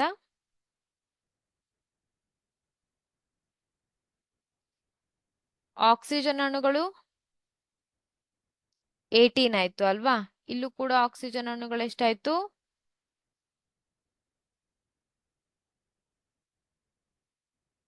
ಇಲ್ಲಿ 12 H2 ಹೈಡ್ರೋಜನ್ ಇದೆ. ಇಲ್ಲಿ 12 ಪ್ಲಸ್ 2 14 ಇದೆ ಅಲ್ವಾ? ಆದ್ರಿಂದ ನೋಡಿ, ಇದು ಹೈಡ್ರೋಜನ್ ಬ್ಯಾಲೆನ್ಸ್ ಆಗ್ಲಿಲ್ಲ, ಆದ್ರಿಂದ ಹೈಡ್ರೋಜನ್ ಅನ್ನ ಬ್ಯಾಲೆನ್ಸ್ ಮಾಡಬೇಕು.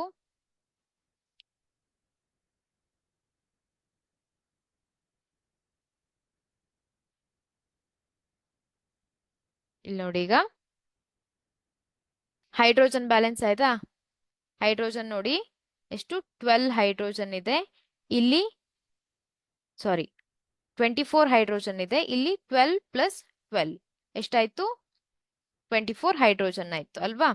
ಇಲ್ಲಿ ಆಕ್ಸಿಜನ್ ನೋಡಿ 6, ಇಲ್ಲಿ 6 12 ಪ್ಲಸ್ 2 14 ಆಗಿದೆ ಅಲ್ವಾ? ಇಲ್ಲಿ 6 ಆಕ್ಸಿಜನ್ ಇದೆ, ಇಲ್ಲಿ O2 ಇದೆ ಅಲ್ವಾ? 2 ಆಕ್ಸಿಜನ್ ಇದೆ, ಇಲ್ಲಿ 6 14 ಇದೆ. ಇಲ್ಲಿ ನೋಡಿ, ಇಲ್ಲೂ ಕೂಡ ಎಷ್ಟಾಗಿದೆ? 24 ಆಕ್ಸಿಜನ್ಸ್ ಆಗಿದೆ ಅಲ್ವಾ? ಒಂದ್ ನಿಮಿಷ, ಇದನ್ನ ಕ್ಲಿಯರ್ ಮಾಡ್ತೇನೆ. CO2 plus H2O, chlorophyll short ಆಗಿ ಬರೀತೇನೆ, ಮತ್ತೆ ಸೂರ್ಯನ ಬೆಳಕು C6H12O6 ಹಾಗೆ ಆಕ್ಸಿಜನ್ ಬಿಡುಗಡೆ ಆಗತ್ತೆ, ಹಾಗೆ ನೀರು ಕೂಡ ಬಿಡುಗಡೆ ಆಗತ್ತೆ ಅಲ್ವಾ. ಈಗ ಇದನ್ನ ಬ್ಯಾಲೆನ್ಸ್ ಮಾಡಬೇಕು. ಸರಿದೂಗಿಸಿದ ರಾಸಾಯನಿಕ ಸಮೀಕರಣ ಅಂತ ಕೇಳಿದ್ದಾರೆ ಅಲ್ವಾ. ಇದನ್ನ ಬ್ಯಾಲೆನ್ಸ್ ಮಾಡ್ಲಿಕ್ಕೆ ಟ್ರೈ ಮಾಡಿ ನೋಡೋಣ. ಇಲ್ಲಿ 6 ಕಾರ್ಬನ್ ಅಣುಗಳಿದೆ, ಇಲ್ಲೂ ಕೂಡ ನೀವು 6 ಕಾರ್ಬನ್ ಅಣುಗಳಿರ್ಬೇಕು ಅಲ್ವಾ. ಆದ್ರಿಂದ ಇಲ್ಲಿ ಕಾರ್ಬನ್ ಬ್ಯಾಲೆನ್ಸ್ ಆಯ್ತು. ಆಕ್ಸಿಜನ್ ಎಷ್ಟಾಗಿದೆ ನೋಡಿ, ಆಕ್ಸಿಜನ್ ಇಲ್ಲಿ 12, ಹಾಗೆ ಇಲ್ಲಿ ಒಂದಿದೆ 13 ಆಗಿದೆ ಅಲ್ವಾ.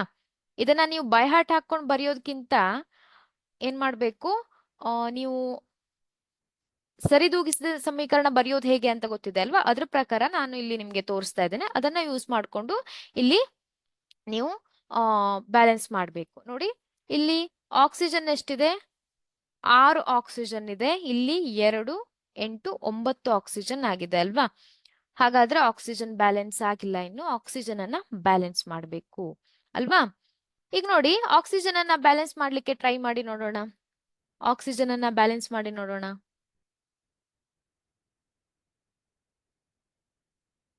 ಯಾವ ರೀತಿಯಾಗಿ ಬ್ಯಾಲೆನ್ಸ್ ಮಾಡಬಹುದು ಅಂತ ಅಲ್ವಾ.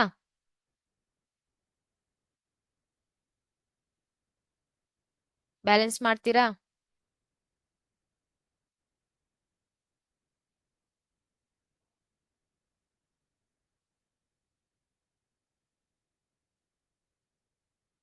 ಬ್ಯಾಲೆನ್ಸ್ ಮಾಡ್ತೀರಾ ಅಂತ ಅನ್ಕೊಳ್ತಾ ಇದ್ದೇನೆ. ಬ್ಯಾಲೆನ್ಸ್ ಮಾಡಿ ಬರಿಬೇಕು, ಗೊತ್ತಾಯ್ತಾ? ಯಾವ ರೀತಿಯಾಗಿ ಇದು ಬರುತ್ತೆ ಅನ್ನೋದನ್ನ ಬರೀರಿ. ಇಲ್ಲಿ 6 H2O ಅಂತ ಹಾಕಿದ್ರೆ ಏನಾಗತ್ತೆ, 12 ಹೈಡ್ರೋಜನ್ ಆಯ್ತು ಇಲ್ಲೂ ಕೂಡ, ಹಾಗೆ ಆಕ್ಸಿಜನ್ ಕೂಡ 6 ಆಯ್ತು, ಟೋಟಲ್ 18 ಆಕ್ಸಿಜನ್ ಆಯ್ತು ಅಲ್ವಾ. ಇಲ್ಲಿ 6 ಅಂತ ಹಾಕಿದ್ರೆ ನೋಡಿ ಬ್ಯಾಲೆನ್ಸ್ ಆಯ್ತಾ ಅಂತ. ಈಗ ಬ್ಯಾಲೆನ್ಸ್ ಆಗಿದೆಯಾ ಅಂತ ಚೆಕ್ ಮಾಡ್ಕೊಳ್ಳಿ. ಇಲ್ಲಿ 12 ಆಕ್ಸಿಜನ್, ಇಲ್ಲೂ ಕೂಡ ಆಕ್ಸಿಜನ್ ಎಷ್ಟಾಗಿದೆ, ಸೇಮ್ ಇದೆ ಅಲ್ವಾ. ಈ ರೀತಿಯಾಗಿ ಬ್ಯಾಲೆನ್ಸ್ ಮಾಡ್ಲಿಕ್ಕೆ ಬರುತ್ತಾ ಅಂತ ಟ್ರೈ ಮಾಡಿ.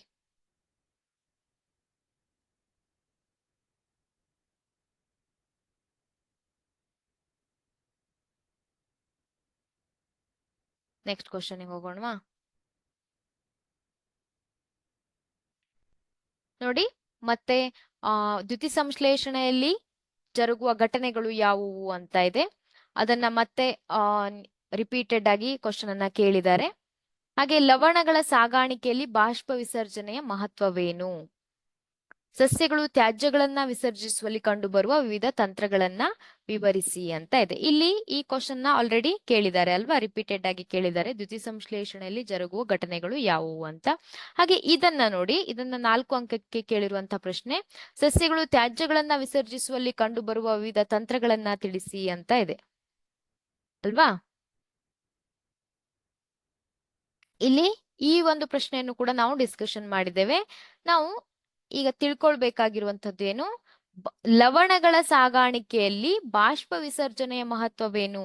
ಲವಣಗಳು ಅಂದ್ರೆ ನೀರು, ಖನಿಜ ಲವಣಗಳು, ಆ ಒಂದು ಲವಣಗಳ ಸಾಗಾಣಿಕೆಯಲ್ಲಿ ಬಾಷ್ಪ ವಿಸರ್ಜನೆ ಯಾವ ರೀತಿಯಾಗಿ ಅದು ಪ್ರಮುಖ ಪಾತ್ರವನ್ನ ವಹಿಸುತ್ತೆ ಅಲ್ವಾ. ಇಲ್ಲಿ ಸಸ್ಯವು ಸಾಕಷ್ಟು ನೀರಿನ ಪೂರೈಕೆಯನ್ನ ಹೊಂದಿದ್ದರೆ ಪತ್ರರಂಧ್ರಗಳ ಮೂಲಕ ಏನಾಗತ್ತೆ, ನಷ್ಟವಾದಂತಹ ನೀರು ಎಲೆಗಳಲ್ಲಿ ಕ್ಸೈಲಮ್ ನಳಿಕೆಗಳ ಮೂಲಕ ಮರುಪೂರೈಕೆಯಾಗುತ್ತದೆ. ಅಂದ್ರೆ ಅಲ್ಲಿ ಒಂದು ಶೋಷಣವನ್ನ ಉಂಟು ಮಾಡುತ್ತೆ, ಸಕ್ಷನ್ ಪ್ರೆಷರ್ ಅಂತ ಏನ್ ಕರೀತಾರೆ ಅಲ್ವಾ. ಅಲ್ಲಿ ಒಂದು ಶೋಷಣ ಉಂಟಾಗತ್ತೆ. ಪತ್ರರಂಧ್ರಗಳ ಮೂಲಕ ನೀರು ಆವಿಯಾಗ್ತಾ ಇರತ್ತೆ, ಹಾಗೆ ಬೇರಿನ ಮೂಲಕ ಲವಣಗಳು ಅಲ್ಲಿ ಶೋಷಣ ಶಕ್ತಿಯನ್ನ ಅನುಭವಿಸೋದ್ರ ಮೂಲಕ ಆ ಆ ಒಂದು ಕ್ಸೈಲಮ್ನ ನಳಿಕೆಯೊಳಗೆ ಪ್ರವೇಶ ಮಾಡ್ತಾ ಇರತ್ತೆ. ಆದ್ರಿಂದ ಇದು ವಾಸ್ತವವಾಗಿ ಎಲೆಗಳ ಜೀವಕೋಶದಿಂದ ಆವಿಯಾಗುವಂತ ನೀರಿನ ಅಣುಗಳು ಶೋಷಣವನ್ನ ಉಂಟು ಮಾಡುತ್ತದೆ ಮತ್ತು ಬೇರುಗಳ ಕ್ಸೈಲಮ್ ಕೋಶಗಳಿಂದ ನೀರನ್ನ ಎಳೆದುಕೊಳ್ಳುತ್ತದೆ. ಈ ರೀತಿಯಾಗಿ ಈ ಬಾಷ್ಪ ವಿಸರ್ಜನೆಯಿಂದ ಸಸ್ಯಗಳು ನೀರನ್ನ ಎಳೆದುಕೊಳ್ಳಿಕ್ಕೆ, ಕ್ಸೈಲಮ್ನಲ್ಲಿ ನೀರನ್ನ ಎಳೆದುಕೊಳ್ಳಿಕ್ಕೆ ಅವು ಸಹಾಯ ಮಾಡುತ್ತೆ ಅಂತ ನಾವು ವಿವರವಾಗಿ ಬರಿಬೇಕಾಗತ್ತೆ. ನೋಡಿ, ನಾವು ಕೆಲವೊಂದು ಕ್ವಶನ್ಸ್ ಅನ್ನ ಇವತ್ತು ಡಿಸ್ಕಷನ್ ಮಾಡಿದ್ವಿ ಅಲ್ವಾ? ಎಷ್ಟು ಕ್ವಶನ್ಸ್ ಯಾವ ರೀತಿಯಾಗಿ ರಿಪೀಟ್ ಆಗಿದೆ ಅನ್ನೋದನ್ನ ನೋಡ್ಕೊಳ್ಳಿ. ಹಾಗೆ ನಿಮ್ಗೇನಾದ್ರೂ ಡೌಟ್ ಇದ್ರೆ ನೀವು ಕಮೆಂಟ್ ಬಾಕ್ಸ್ ಅಲ್ಲಿ, ಯೂಟ್ಯೂಬ್ ಅಲ್ಲಿ ಕಮೆಂಟ್ ಬಾಕ್ಸ್ ಅಲ್ಲಿ ಕೇಳಬಹುದು, ಅಥವಾ ಈಗೇನಾದ್ರೂ ಡೌಟ್ ಇದ್ರೂ ಕೂಡ ಕೇಳಬಹುದು. ಓಕೆ, ಕ್ಲಾಸ್ ಅನ್ನ ನಾನು ಇಲ್ಲಿಗೆ ಸ್ಟಾಪ್ ಮಾಡ್ತೇನೆ. Thank you. ನೆಕ್ಸ್ಟ್ ಸೆಷನ್ ಅಲ್ಲಿ ಕಂಟಿನ್ಯೂ ಮಾಡೋಣ.